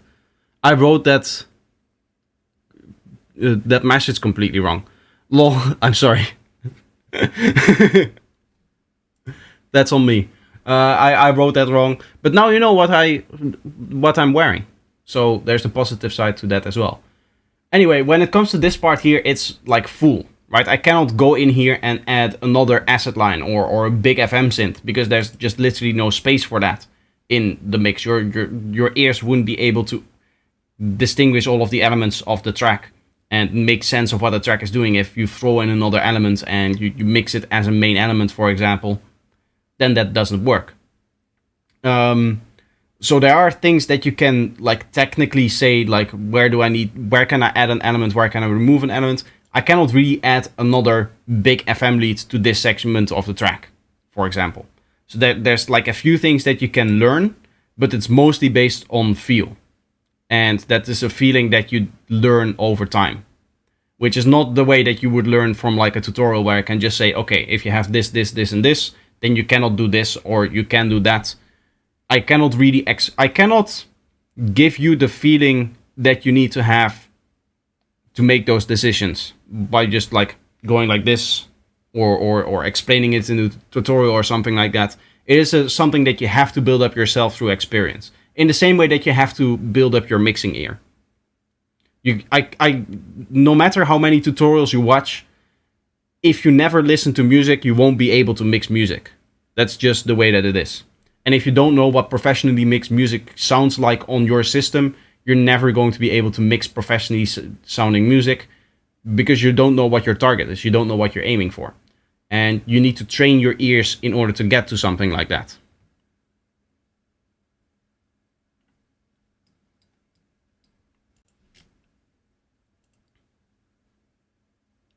It is art after all. Yeah, kind of. That's not really the way that I mean it. It's it's really the training aspect that I want to highlight. Not so much that you're using feel as in an artistic feel, but a feel as in an experience feel.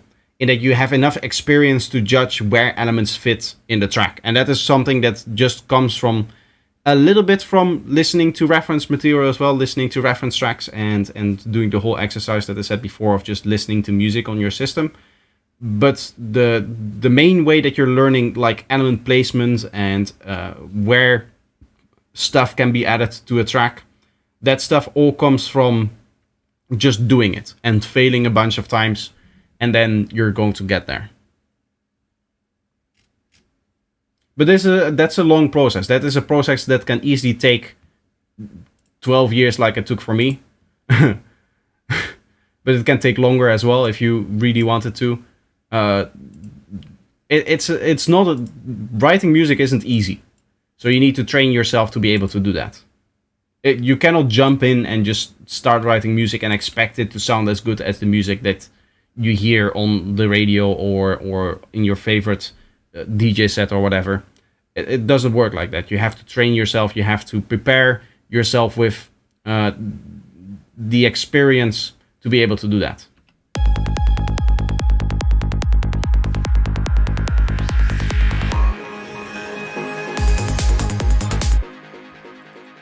I like this, but I want it to be louder here and fading in, I think. This is the cool thing about having it in audio. Now we can manipulate it however we want.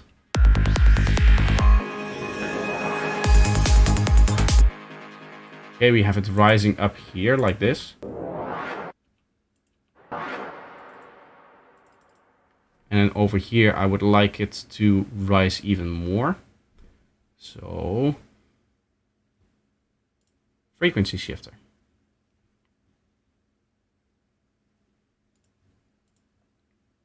Just like towards the end, maybe like this. That's a bit much.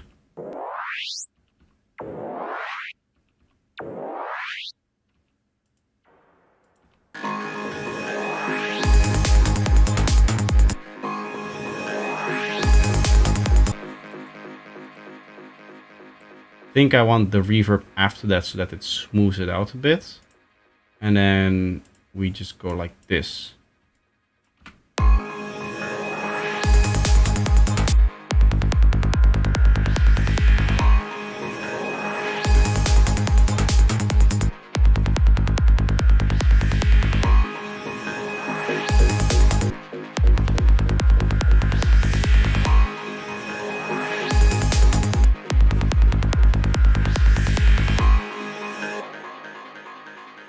Bit more on the frequency shifter.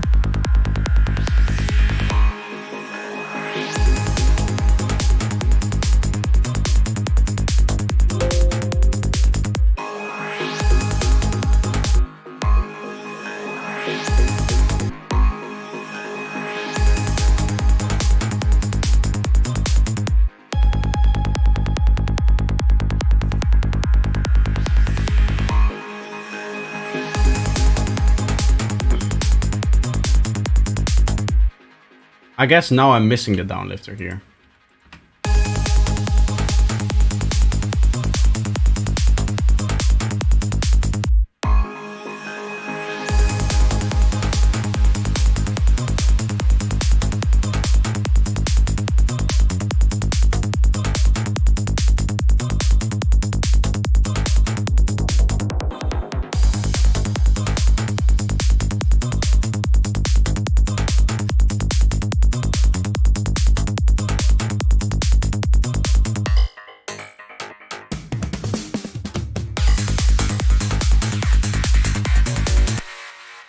To try something with this delay.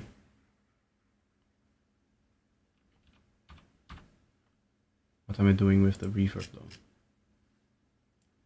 Is that not for here? Ah, the reverb is for later. How am I using it here?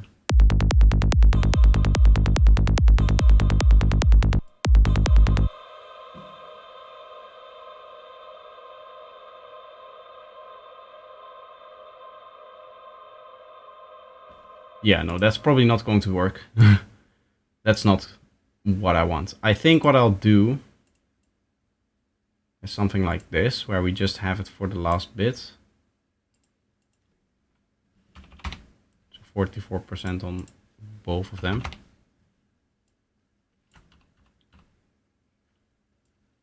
So now we have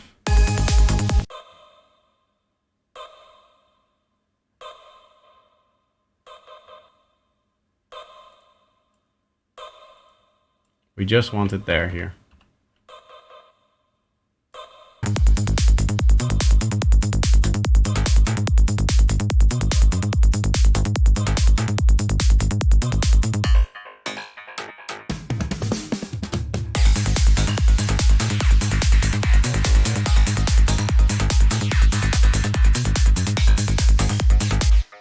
Should I have this already in here as well, maybe?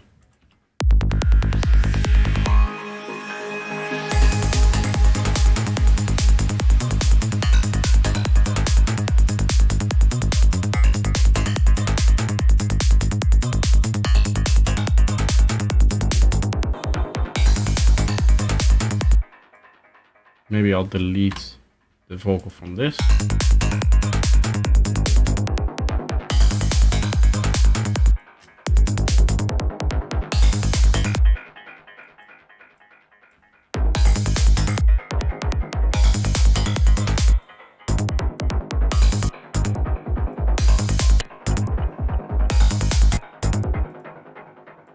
I like this, but I just want it a bit higher.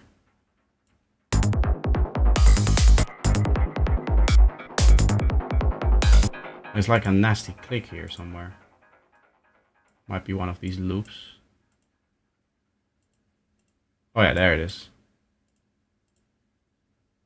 It's never really a problem until you're chopping it off like that.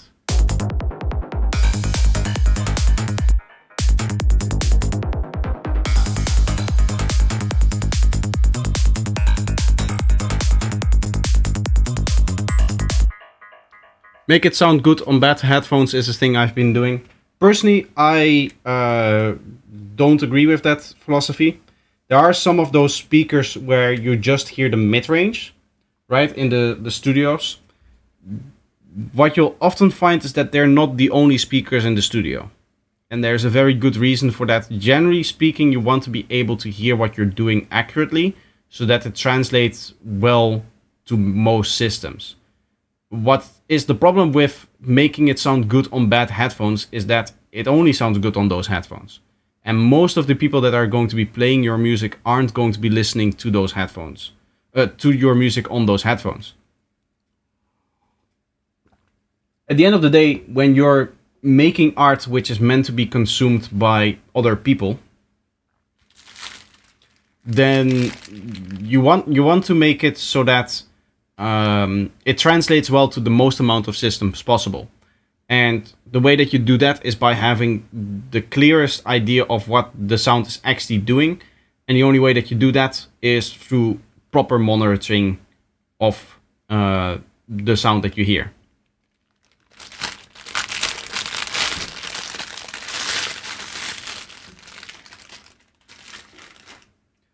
Now, of course, there's going to be some like prerequisites to this. One of the things is that what it means.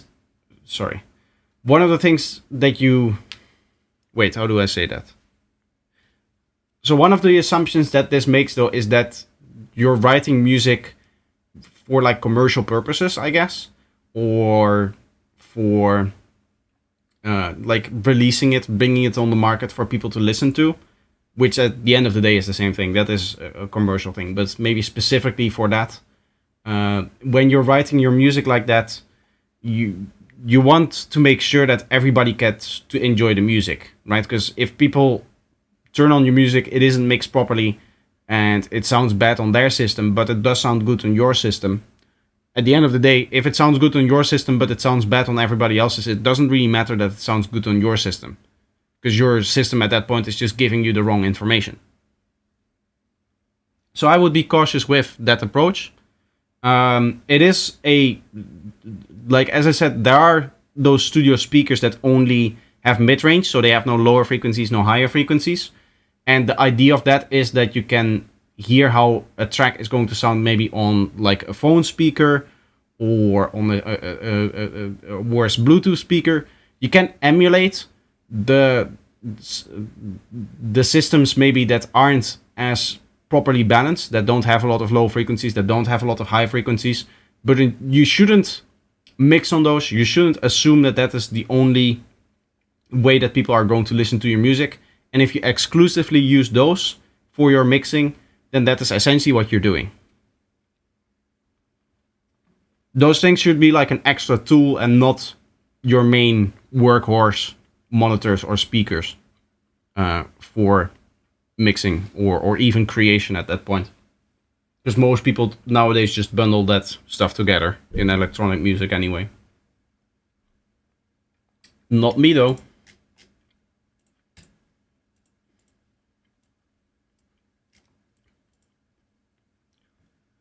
We have to re-record this thing over here.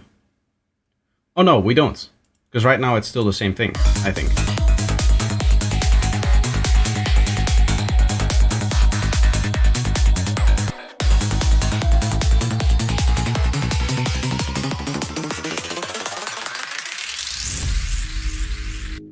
We do have to re-record that later.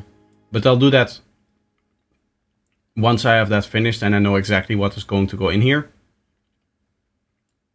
I do want some one-shots in here, but I'll have to find some proper ones, not the ones that we made before.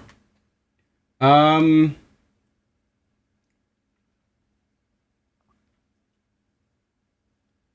has been 3.5 hours. I think I'm going to end the stream here. I'm pretty happy with what I did today. Even though it wasn't the most productive, we had a nice bit of chats in here, which is very nice. That is, of course, one of the main reasons why I stream, is just to chat with people. To be honest, there's a few elements of this track that just make it a little bit harder to work in. Mainly the weird way in which basically the whole track is finished from a sequence perspective, but I need to do almost everything from another perspective. I guess the effects are pretty close and some of the vocals are there, but I want to replace them with other things. Also, the cohesion between different parts of the track isn't exactly at the point where I want it to be. Like, I think what I would want is more emphasis on this idea over here.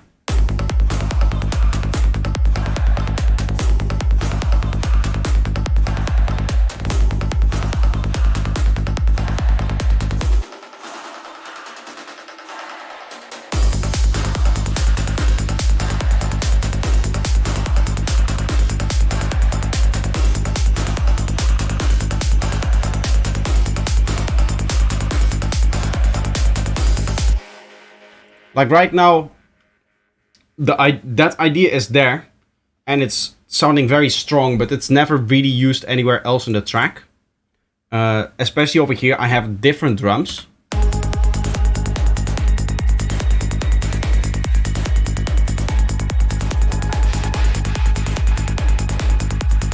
Right, you hear this like wash that it has, and it has the other thing as well. I guess I can just solo this.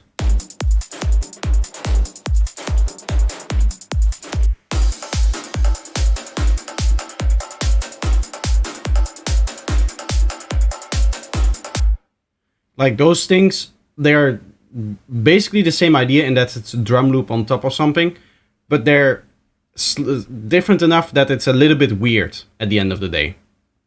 So that is probably something that I would try to adapt a little bit more closer together at some point. But to be honest, right now I'm a little bit out of creative juices. I'm a little bit out of energy, and I also want to edit a little bit more. So I'm going to call it here today. I hope that you guys enjoyed what we did today.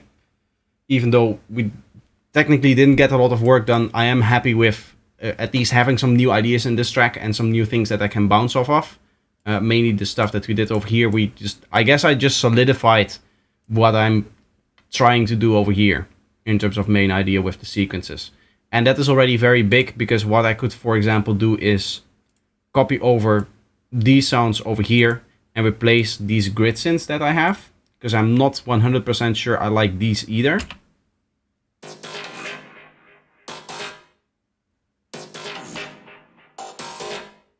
Like, it's a cool idea, but it feels like it's a little bit wonky sounding. Like, it's not exactly what I'm looking for. Maybe I'll have that in here and then different grid synths in here. Maybe I'll like Frankenstein them together in some kind of way. I have to think about that kind of stuff. And usually what I do is I let it sit for a little bit before I do those kind of things. And normally those things happen when the whole production is finished. And now, as I said, because I don't have any one-shots, I don't have any other things in here, I'm kind of like halfway in between in this weird spot where for some parts the track is completely finished. Kick, bass, all of the drums is there, effects mainly. And for other parts, the atmospheres, I need to do a lot of stuff. The one-shots, I basically need to do half of the track in terms of one-shots. And then the vocals, I need to find some proper stuff that I can put in there. So I'm a little bit in a halfway in between weird kind of spot. But I just need to, I guess, leave it again for a little bit, think about what I want to do next, and then I'll continue working on that. So maybe in a month or something like that, I'll open this project once more, and then I have some time to do another session. It can also be the case that I have suddenly a creative boost at some point, and it just flows out of me. That sometimes happens. It is festival season. Festival season is, of course, coming up.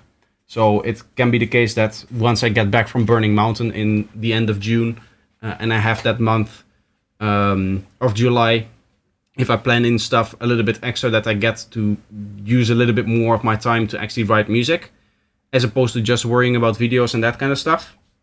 But yeah, that is again one of those things that I'll have to see later. Anyway, that's, as I said, that's going to be it. I hope that you guys enjoyed it, and I'll see you guys in the next one, which is going to be in 2 days for the feedback session. Bye bye. Hey, there's a mosquito here. Where is that?